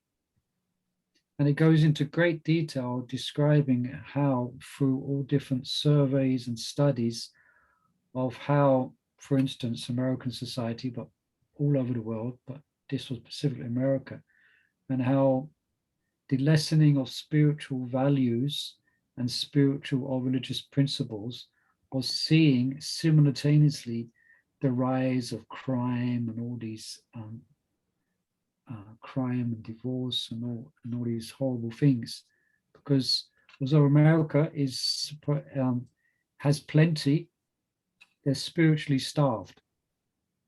And anyway, without going too much in detail, this book was highlighting this, and persons are calling out for returning again to our spiritual values, So this is an obvious point we all understand, taking to Krishna consciousness, hearing Srila Prabhupada and reading his books, that material comforts of life are not alone, are not sufficient to make us happy. Yeah. You can buy the best sofa, you can have the best patio, the best garden, whatever. But unless there's some spiritual nourishment, it's not going to really give you joy and happiness. So, and then Prabhupada gives the example of America, as we mentioned. So let's go on a bit. We have to, Prabhupada, and he gives the examples which we just given there of watering a tree and feeding the stomach. Yeah. So going on. So Prabhupada kind of summarizes here that nectar devotion will teach us how to turn one switch, yeah, that will brighten everything. Yeah. Sometimes we may read these words too quick, but it's good to slow down really and think of this. Prabhupada is saying a nectar devotion teaches how to turn one switch. So you press one switch, that everything becomes brightened. Yeah. That one switch is our rounds, is our engagement in bhakti. Everything will become bright. Yeah. If one does, then Prabhupada said, one does not know this, one is missing the point of life. Yeah. Such a shame, isn't it? Yeah. Your whole life, you spent your whole life and you missed a point. Well, you missed a point a whole life. It's easily done because there's so much to distract us from the main point in life. Yeah. So, nectar devotion is teaching us. Yeah. This. So here now there's a description. We described it to some extent. It's a breakdown of the title of the book by Rupa Goswami, which is Bhakti Rasamrita Sindhu. Sometimes there's questions on this. Yeah. So here we are. Here we have. So Bhakti, as we know, we read, it means devotional service. And rasa, we've described. Let me just press this. Rasa means a mellow or taste. So we spoke about the materials rasa. We have a bit more to describe in that regard. And the spiritual rasa, taste. And amrita, it means never ending. Nectar. And Sindhu, so ocean. Yeah. So nice title for a book, isn't it? The devotional mellow taste of nectar of bhakti of ocean. The ocean of the nectar of devotional mellows. Yeah.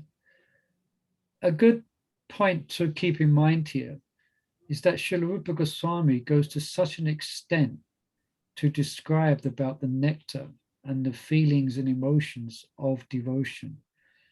And we specifically also as to make the very graphic point opposed to what the impersonalist or the Mayavadis claim.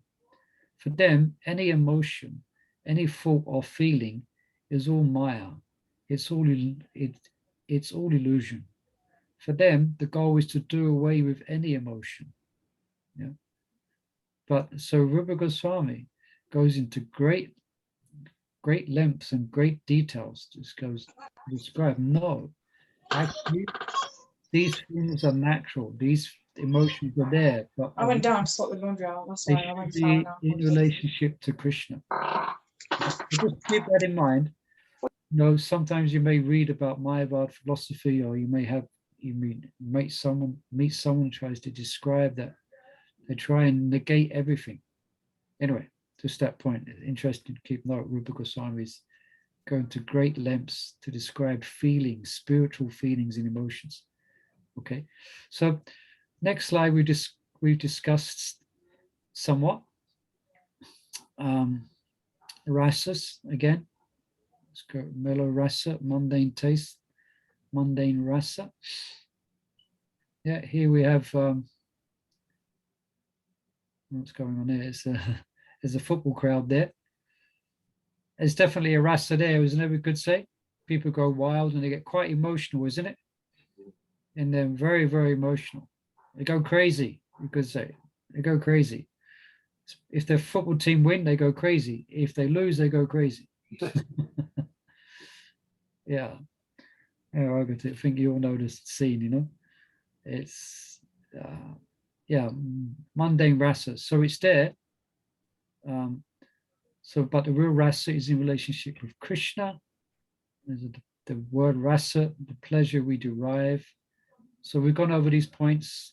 So the family man, philanthropist, they experience a typical type of emotion or force, and that's called rasa, and that inspires them on, as Prabhupada said, to work day and night.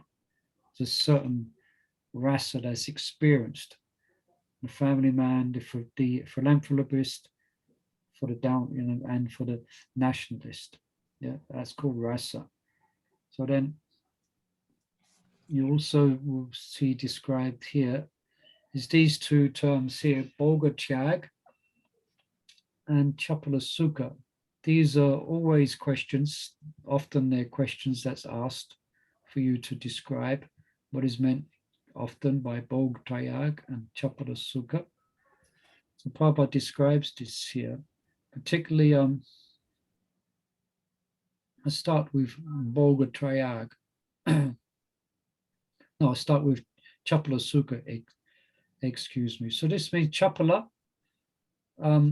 means flickering, and Sukha means happiness. Yeah. So Prabhupada describes it this here. He describes as, I'll just read from here. Material engagement means accepting a particular status for some time and then changing it. Disposition of changing forth, back and forth, is technically known as,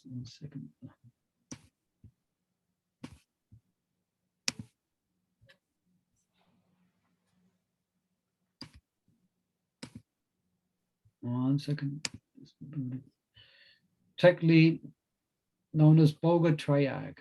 The position of changing back and forth is Boga Trayag. So we've gone to Boga Trayag, which means alternating senses. So sorry, I'm going around the bush a bit here. So we're here, Boga Trayag. Yeah. So accepting the status for some time and then changing it. So going back and forth, this is known as Boga Chag. Yeah, so Boga means enjoyment and Chag means renunciation. Yeah, so alternating enjoyment and renunciation. Yeah, so Prabhupada explains that we cannot remain steady in either one.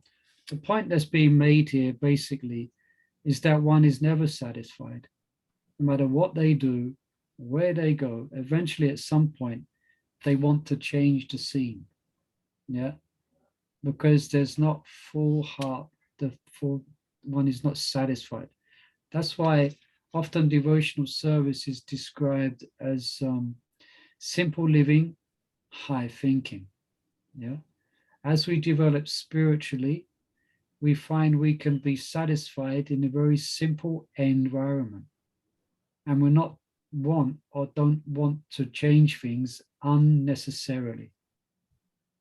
Of course, if the wallpaper is falling off the wall, you want to fix it, but you get the idea. You see, materialistic life, one is often on the search, on the move. Yeah, one adopts a particular type of fashion, so to say, like young people, then they change it. Yeah, so Boga, so accepting something. Oh, this is going to be good for me now. Oh, this is not good for me now. You understand? This is Bog. I'm going to enjoy here. And after some time, oh, there's no enjoyment here. Let me go over there. There's enjoyment there. Oh, now there's no enjoyment here. Let me go over there. Then you enjoy for some time. Then it's, oh, there's more enjoyment over there. You get the idea? So Boga Triarch, so alternating enjoyment, and then there's no enjoyment there. Yeah. So probably one cannot stay steady in either one of them. One's always on the move, So this change is going on perpetually, Prabhupada says. Let me just check.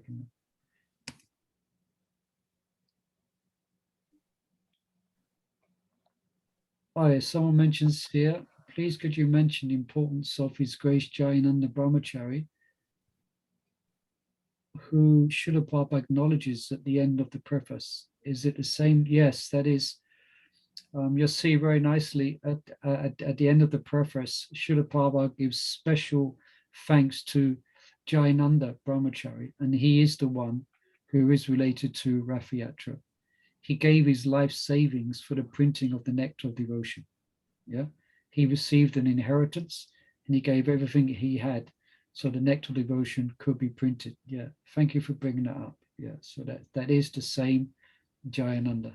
Yeah, thank you for that, for bringing that up. Very important point. Yeah, so this change is going on perpetually. So in other words, this sense gratification, it doesn't endure for long. As I gave the example like of chewing gum. You chew it, after some time it loses its taste. So it's flickering happiness. It's there for a minute or two. Yeah, we could, okay, let's speak about sex life. That's the highest experience to be had in the material world. But it's very flickering, very temporary.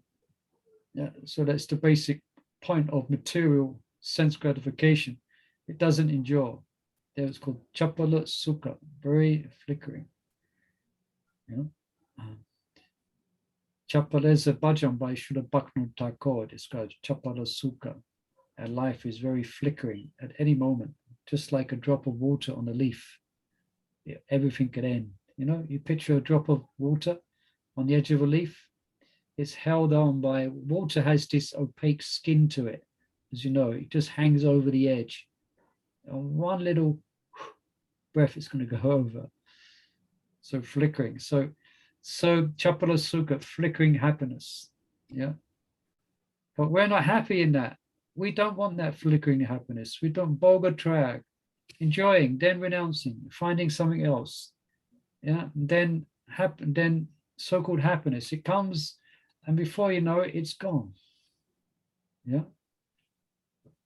And Prabhupada gives the example of a family man who works hard day and night, and he's providing, the comforts for the family. So there's a type of mellow there. But that finishes. When does it finish? What does Prabhupada say? When does it finish? Death. Death, yes. When the life is over. Yeah. So then for Prabhupada there mentions that this is the representative death in that sense, in every sense. He's actually the representative of God for the atheistic class of men. Yeah. No one can deny that. It comes along. Yeah. Now, Prabhupada mentions that a devotee realizes the presence of God by devotional service. The atheists will also realize God, but in the shape of death. In other words, they understand that they are not in control of their lives anymore. They are being controlled 100%. They can't do anything. The medicine can't do anything. The doctors can't do anything. No one can do nothing. Yeah. So they realize at that point, I'm not in control. Yeah. There's something else happening here. There's a higher force. So that is their God realization. Yeah, they have some sense of God realization, not in the sense of realizing Krishna, but realizing their insignificance in the hands of fate. Yeah. So that's Krishna. At death, everything is finished, and we understand a new chapter in a new situation. Might be higher, might be lower in the higher planets, or you may get born in a rich situation or whatever, but still you got to go through the whole struggle in life. Yeah.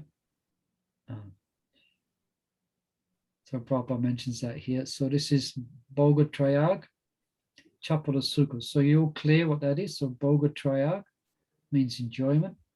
Then you stop enjoying it and then you renounce it. Trayag. Then you find something else. You enjoy it and then you renounce that. So Chapala Sukha.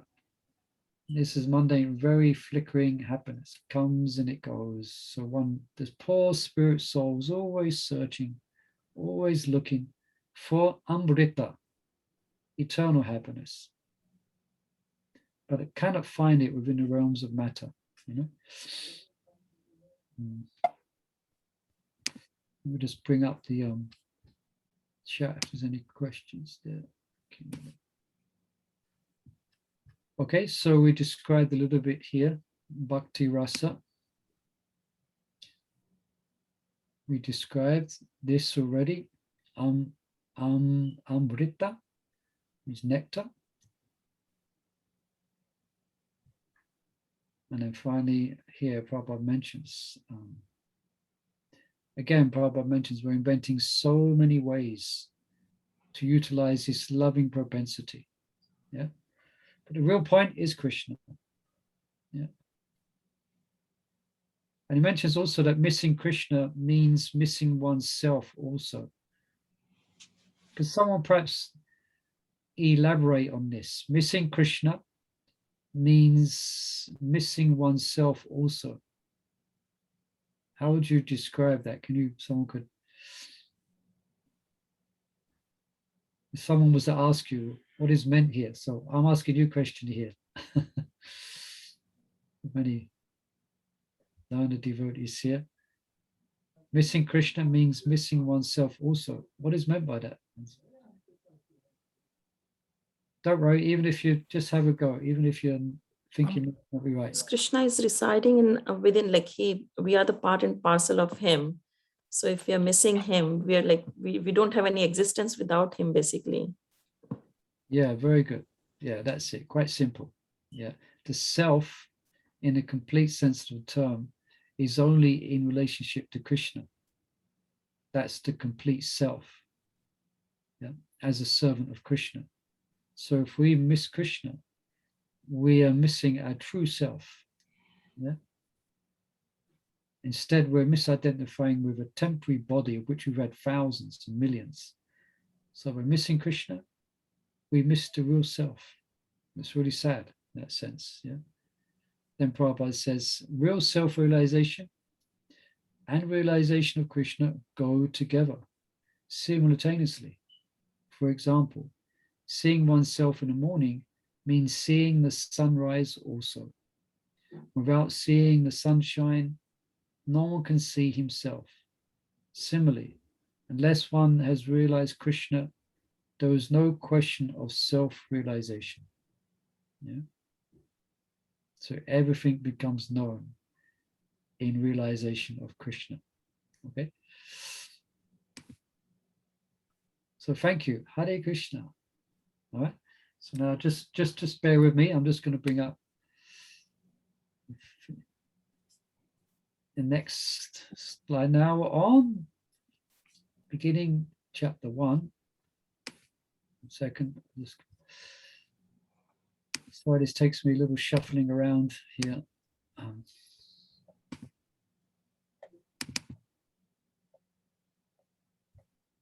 Hare Krishna, Hare Krishna,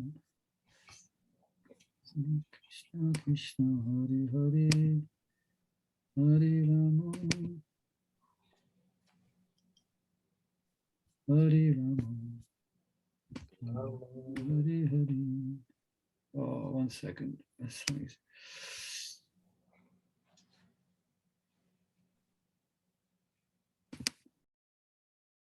Okay.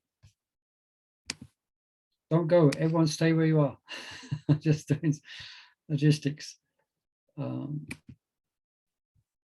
share screen, share portion screen.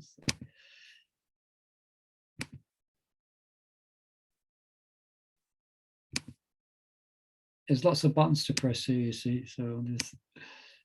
Okay, we're there. Hare Krishna. Everyone stayed with us? Hare Krishna. Very good. So you ready for chapter 1? Yeah, very good. We got 3/4. That's correct. We finished at 3:30. It's correct, isn't it? Yeah. So we're going to chapter 1. Actually, there's quite a lot to cover. That's why I was quite keen to begin chapter 1 today, because there's quite some details to actually go through. So now we've discussed the preface and the introduction. No, the preface. Actually, excuse me. This is introduction and chapter 1.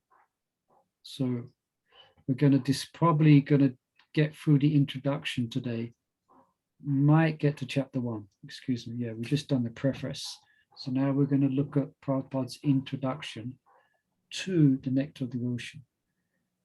So he begins with what's known, some of you might be familiar with the word Mangala Charanam or Mangala Chara, which means something that invokes auspiciousness. That's how Prabhupada translates it. So you'll find this in the beginning of a book of Bhakti written by devotees. There generally will be what's known as a Mangala Charana. Yeah. So Krishnadas Kaviraj explains that this accompanies three ends. Okay, so the topics described, just stepping back slightly, is Mangala Charana. And we describe the three aspects of that. That's in the next slide. The Prabhupada will give, or Rupa Goswami and Prabhupada will then give a definition of pure devotional service. And that's what probably we'll cover today. Yeah, some of that. And then the 6 characteristics of pure devotion. Okay, so this is what we will be discussing next. So back to the Mangala Charan, and it invokes auspiciousness. Also at the end of a book, there's something called a Faustuti, where the author will give blessings. So the Mangala Charan, in the beginning, it invokes auspiciousness. Yeah. It includes a brief description of the book. That's not Mangala Charan. Definition of the, so this there, sorry, this is the same slide. Let me just go forward a bit. Okay, this is what I want to get to. Okay, so this is Mangala Charan, the 3 aspects of a Mangala Charan. Okay, so Vastu Nidesha. Again, you don't have to memorize this word, but Mangala Charan, it means it will define the goal or objective of the book. So the goal and the objective of the Nectar of Devotion, Bhakti Rasmrita Sindhu, is described here in the introduction. There will also be Namaskar, which means offering obeisances to the previous spiritual masters, and very importantly, asking for their blessings. Yeah. And then Ashavad. You all know this word, some of you, Ashavad, blessings. So offering benedictions to everyone, to you, those who are studying. Rupa Goswami is offering you benedictions. For those who read Nectar Devotion, he will offer you benedictions. Anyone wants benedictions from Srila Rupa Goswami? Yes. You sure do. So the first 6 verses, which happen to correlate with the first 6 paragraphs of the introduction, if you're reading there, these comprise Rupa Goswami's Mangala Charan. Okay. Now the invocation is this verse here. Again, Srila Prabhupada will not give the Sanskrit verses in the Nectar of Devotion. Prabhupada will paraphrase the meaning and translation of these verses. But this is the first verse of the Nectar of Devotion, yeah, the Bhakti Rasamrita Sindhu.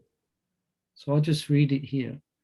Akila Rasamrita Murti Prashmara Ruchi Ruda Taraka Pali Kalita Shama Lalito Rara Prayan Vido Jayati. So this is defining the books or the Nectar Devotions objective, which is none other than Lord Sri Krishna. All right. So let's read the translation. Let Krishna, the Supreme Personality of Godhead, be glorified. By virtue of his expanding attractive features, he subjugated the gopis named Taraka and Pali and absorbed the minds of Shama and Lalita. He is the most attractive lover of Srimati Radharani and is a reservoir of pleasure for devotees in all devotional mellows. So quite esoterical, isn't it? This is the introductory verse of Srila Rupa Goswami, which defines the objective. And the objective is none other than Lord Shri Krishna. And we'll explain a little bit about this verse. But please draw your attention, first of all, to the first 3 words here. Akila Rasamrita Muti. Very nice, described here. So Akila Rasamrita Muti means Krishna is the reservoir of all rasas, yeah, all exchanges. He is the reservoir of all rasa. Yeah. So this is specifically Krishna's given this specific title as opposed, for example, Lord Narayan or his different expansions. Yeah. Because Krishna, his supremacy, Krishna's supremacy is not his position of majesty and authority. That's the Vishnu expansion of Krishna. Krishna's supremacy is his lovable personality. Right? Not his position as Vishnu or Vasudeva. So that's why he's Akila Masamrita Murti. Murti means form. That's Krishna's given that specific address by Rupa Goswami. Yeah. And Prabhupada in the Adi Leela, he explains this by, as we mentioned, comparing to Lord Narayan. He sits as comparing Lord Narayan to a High Court judge. So he's in one sense, in a complete sense, the judge is a very powerful figure in the courtroom. But in the privacy of his own home with his family, it's different, isn't it? On the High Court, he's not fully manifest. He's playing the role of being the judge, passing the sentence, But at home, his children crawl on his lap, and he's all types of things. His wife has to go at him for not putting his socks away, whatever it may be.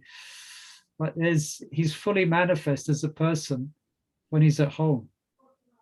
Yeah. So in other words, the judge at home, he reveals his intimate and sweet personality. Well, I don't know if all judges have a sweet personality at home. They get the point here.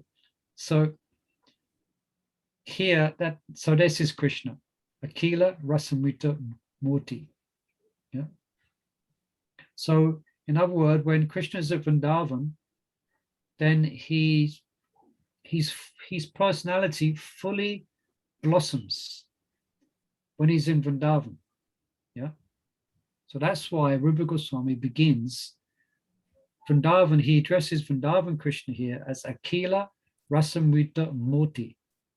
So this is singling him out, not Narayan, not Vasudeva, not the expansions, but he is the objective of Bhakti Rasmrita Sindhu. And the type of devotion which he teaches here is directed to Krishna, Akila Rasamrita Sindhu, not to Narayan, not to Vasudeva, or any other expansions. Okay? And that type of devotion is known as Uttam Bhakti.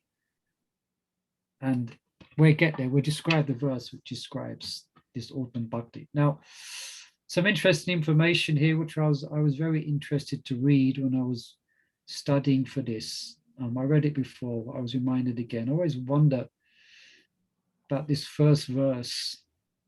But here,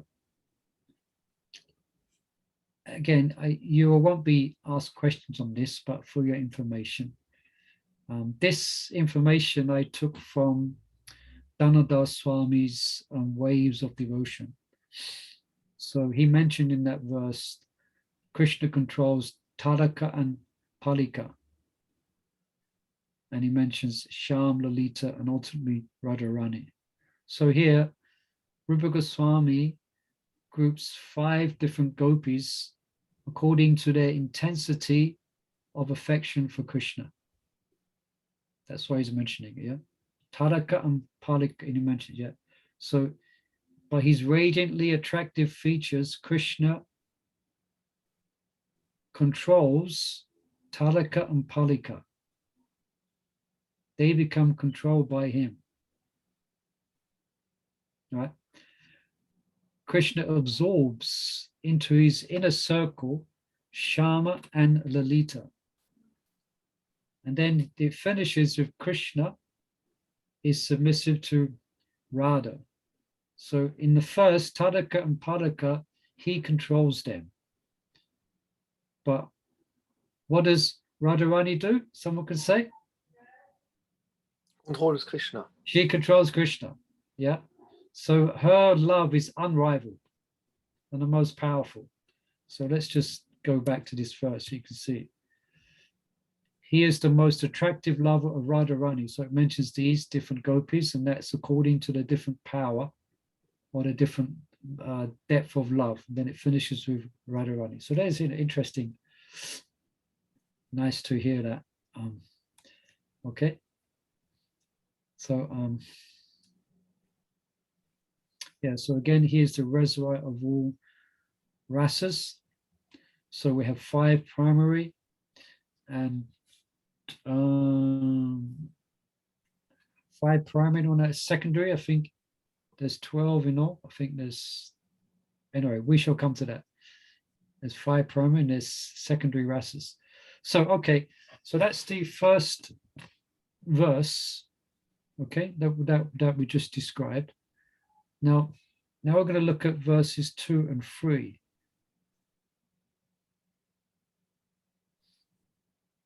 Okay, and this is, as far as I think, the paragraphs 2 and 3. I just read here a translation. Although I am the lowest of men and have no knowledge, the inspiration to write transcendental literatures about devotional service has been mercifully bestowed upon me. So Rupa Goswami is saying even the inspiration to write is come from the Lord. Yeah. Therefore, he is offering obeisances to the feet of Sri Chaitanya Mahaprabhu. By he's given a chance to write these books on rasa. Yeah. So, because it's Lord Chaitanya Mahaprabhu who personally taught Bhakti Rasa to Rupa Goswami. As we mentioned, they met at Dashrameda Ghat.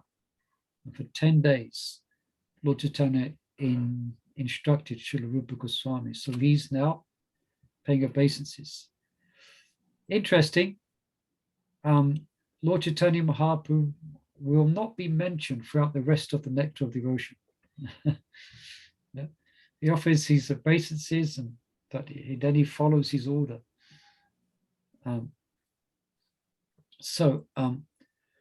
Now, Prabhupada was instructed by his spiritual master. So the Nectar of Devotion for him is directly inspired by Bhakti Siddhanta Saraswati Maharaj, his spiritual master. So that's what Prabhupada writes there. You can see that, isn't it? He's offering, he says, he offers his respects to Srila Bhakti Siddhanta Saraswati Thakur. Now, obviously, that's not in the verse by Rupa Goswami. Okay? But Prabhupada is he's using the opportunity to offer respects to his spiritual master. So he adjusts this summary to offer obeisances to his spiritual master. So he says, let me offer my respectful obeisances unto the lotus feet of Srila Rupa Goswami and of Srila Bhaktisiddhanta Saraswati Goswami Prabhupada, by whose inspiration I've been engaged in the matter of compiling this summary study of Bhakti Rasmrita Sindhu. Yeah. And then Prabhupada says, this is the sublime science of devotional service as propounded by Sri Chaitanya Mahaprabhu, who appeared over 500 years ago. Yeah. So Rupa Goswami is offering obeisances to his guru, declaring that the sole purpose, that's Sanatana Goswami, or to Lord Chaitanya, declaring that the sole purpose is to please him. Yeah. It's good to keep that in mind when we're chanting our rounds or doing our devotional activities. We're doing it to please the Lord. I was meditating on this just yesterday. I was chanting my rounds and I couldn't, there was something missing. I couldn't focus. I was trying my best to chant with attention and trying to meditate. Then it just came to mind to have to chant because will make Krishna happy. It will please Krishna. So I just had that in my mind and my chanting became a lot more sweeter.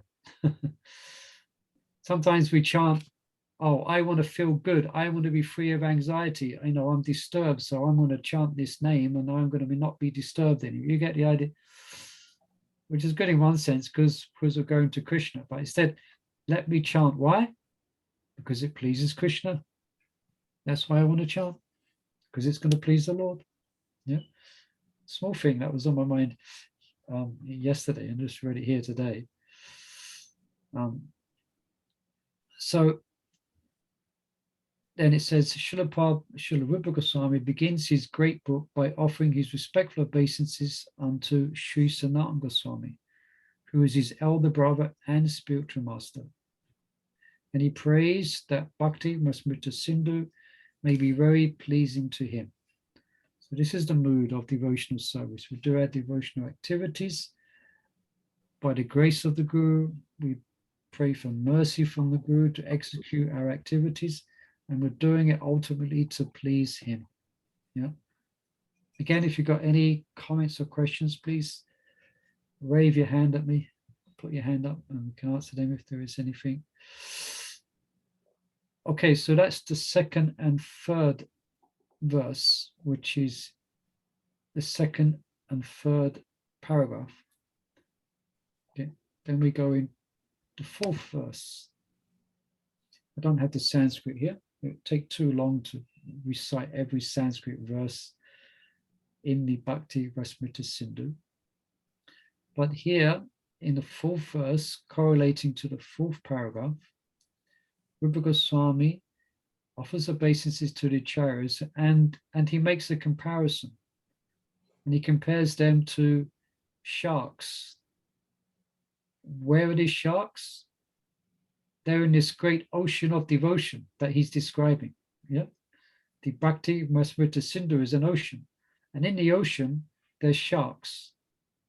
Yeah, he mentions who are compared to sharks in the great nectar ocean of nectar, who do not care for the various rivers of liberation. So why does he use sharks? Why doesn't he use whales? Why doesn't he use fish or goldfish? So he specifically used the word sharks, and that's very interesting.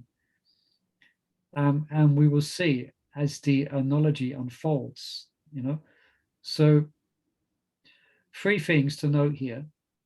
Sharks live only in the ocean. Yeah. You're not going to find sharks in a little lake somewhere. There's no sharks in the lake in front of Bhaktivedanta Mana. There's no sharks there. A little fish. So they only live in the ocean. That's one thing.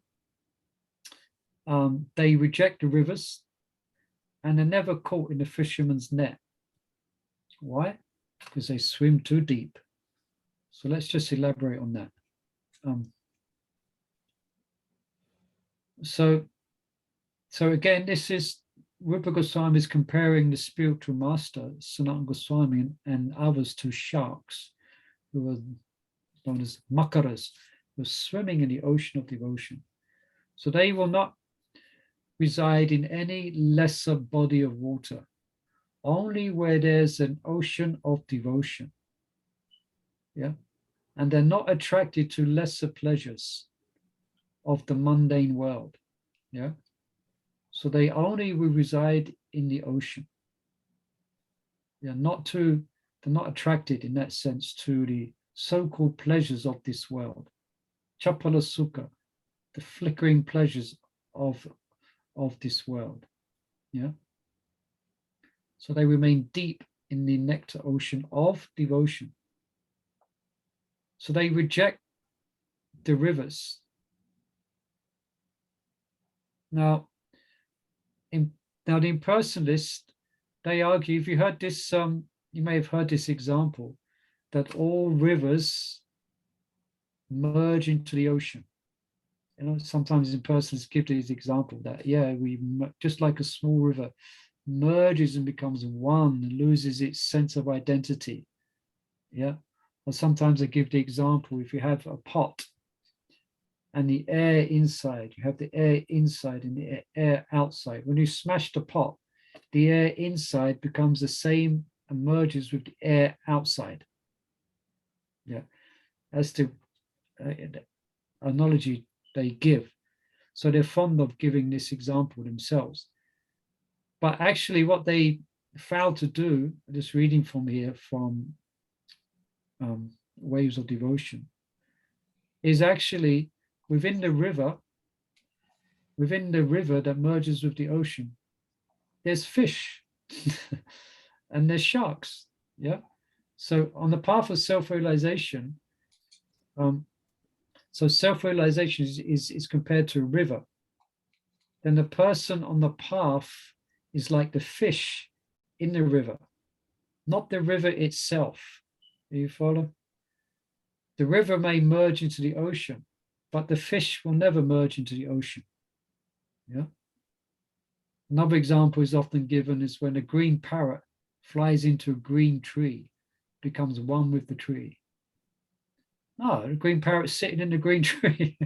It doesn't, it's still there sitting in the green tree. Yeah. But so they enter the ocean and experience the variegated forms and entities. So then Srila Prabhupada says, the impersonalists are dwelling in the river water, which eventually comes to mix with the ocean. They have no information, however, that within the ocean, as within the river, there are innumerable aquatic living entities. Yeah. So it sounds very flowery, doesn't it? The rivers merge into the ocean, and it all becomes one. But actually, no, let's wait a minute. There, if you look into the ocean, if you get some if you get some goggles on and you just put your head in the water, you're going to see lots going on. Isn't it? You go to the seaside and you wear some goggles and you go under the water. There's a whole lot of things going on. So anyway, the point here is the real destination of self-realization is not to merge with the Supreme, but to enter into that realm with the Supreme and to engage in loving exchanges with the Supreme. Yeah. So there's a Rupa Goswami gives this brilliant example here of a shark. Yeah. There are some just coming to mind now. There is by Jiva Goswami, for example, in he actually begins his books sometimes with, if you're an impersonalist, go no further. Do not read this book. It's not for you. And he warns them away with a curse sometimes. He gets quite strong. He curses them not to continue reading because they won't understand it. So here, similarly, Rupa Goswami, similar mood. This is for devotees only. It's not for impersonalists. They won't understand. Yeah. And also here, sharks are never caught by the fisherman's net. And here is the examples given here. So because devotees swim very deep in the ocean of devotion, they're never caught by the snares of birth and death. Okay? Swimming deep in it, so they move. So yeah, when fishermen fish, then the bait sits just below the surface of the water, isn't it? But the sharks, they're swimming too deep, so they're never caught. So anyway, so that's the Makara example. that Rupa Goswami gives. This is in verse 4. Okay. So now we'll look at verse 5 and 6. This is the 5th verse. And I'll just read the translation here of the fifth verse. This is where Rupa Goswami invokes a benediction, actually, on from what I was just saying. He invokes a benediction for the protection of what he's going to write from the argumentative logicians. He's not interested in what they have to say about what he's writing, because they have no qualification. This is for devotees. Yeah. So he says, this is verse 5, I think. 5. He compares their arguments and logic to volcano eruptions in the midst of the ocean. Yeah. Why is that example given? Well, in the midst of the ocean, volcanic eruptions can do very little harm, except if there's a tsunami. That's not, and similarly, those who are against the devotional service of the Lord, who put forward many philosophical theses about the ultimate transcendental realization, cannot disturb this great ocean of devotional service. So very nice. So let them go on. Let them go on with their so-called logic and thesis. You know, devotees will not be bothered about them. And here, this picture here. This is, anyone can tell us a quick what's going on here with this picture here? This is Lord Chaitanya with all these sannyasis. They're sitting amongst all the impersonalists at Prabodhananda Saraswati's house. Yeah, thank you. Yeah, very good. These are Mayavadis. Yeah, that's exactly what's going on. And Lord Chaitanya Mahaprabhu converts them all to Vaishnavas. And here's another nice picture. This is Vaishnavas speaking. This is a picture, actually, artist's impression of the 6 Goswamis, I think. 6 of them there. So, and they're discussing, what did they discuss? Devotion. Yeah. Okay, so that's verses 1, 2, 3, 4, 5, and 6. Then you'll find in the next paragraph,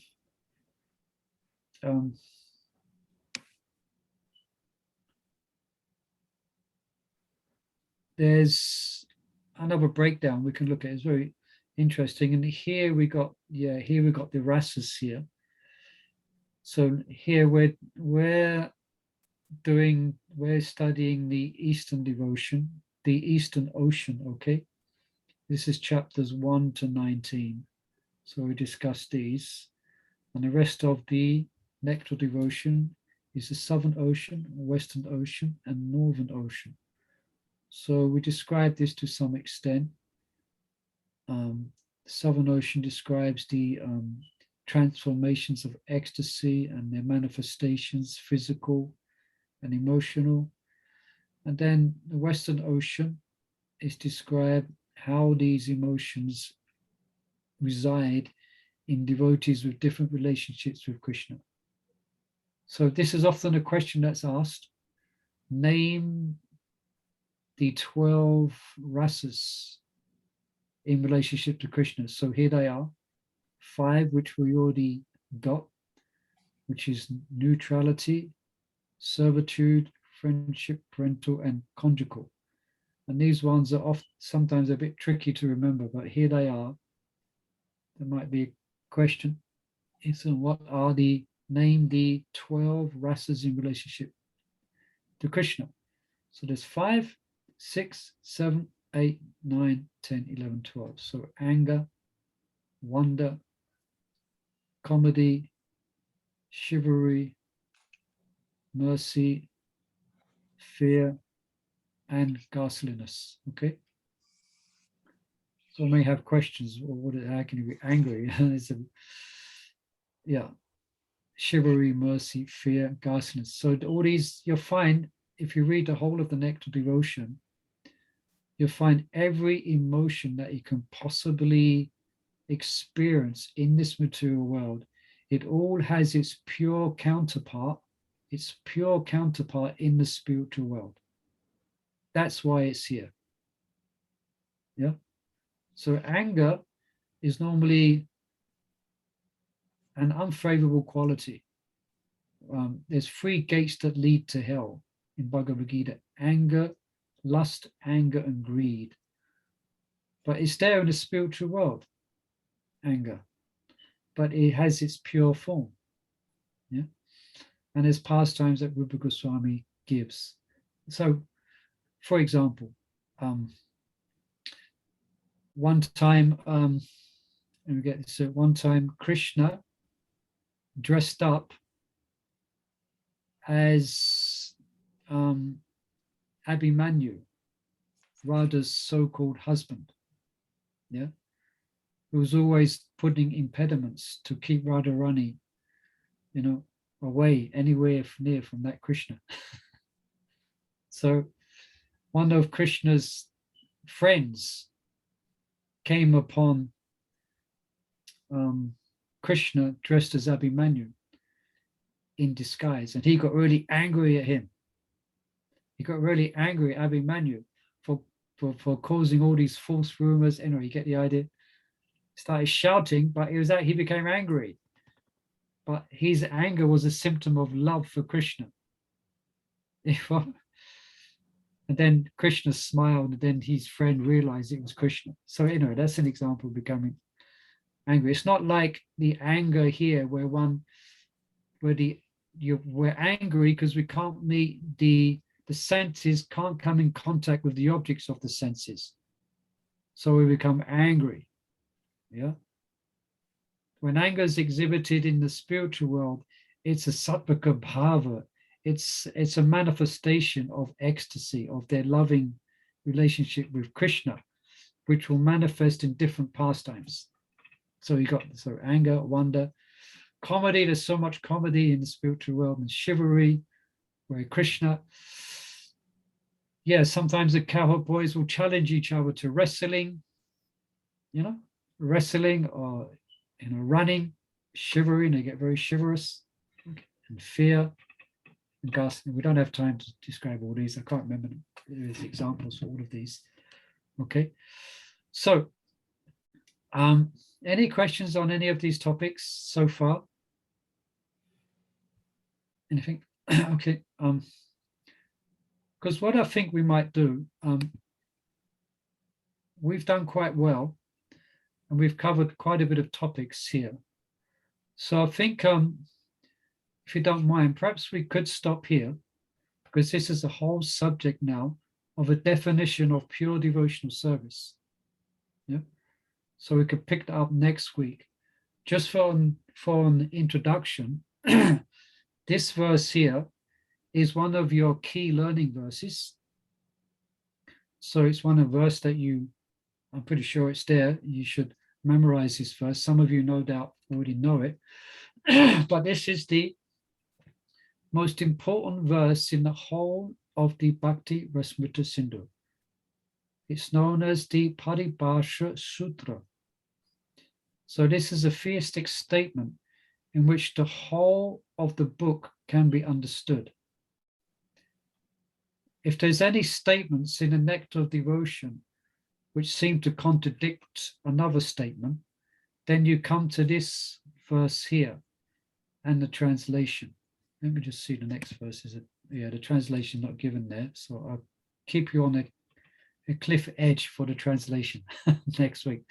But the principle here, like for instance, the most important verse in the Srimad Bhagavatam, does anyone know what that verse is? Eche kamsa kalapamsa Krishnastu Bhagavan Swayam Indriya Vyalokam Mita again to Yuge Yuge. Of all the incarnations that's been mentioned, Krishna and Balaram are the original. So sometimes in Bhagavatam, Lord Shiva will be described as Bhagavan. Or sometimes Vishnu is described as the Supreme. But the Paribhasa Sutta explains Krishna's tu Bhagavan Swayam.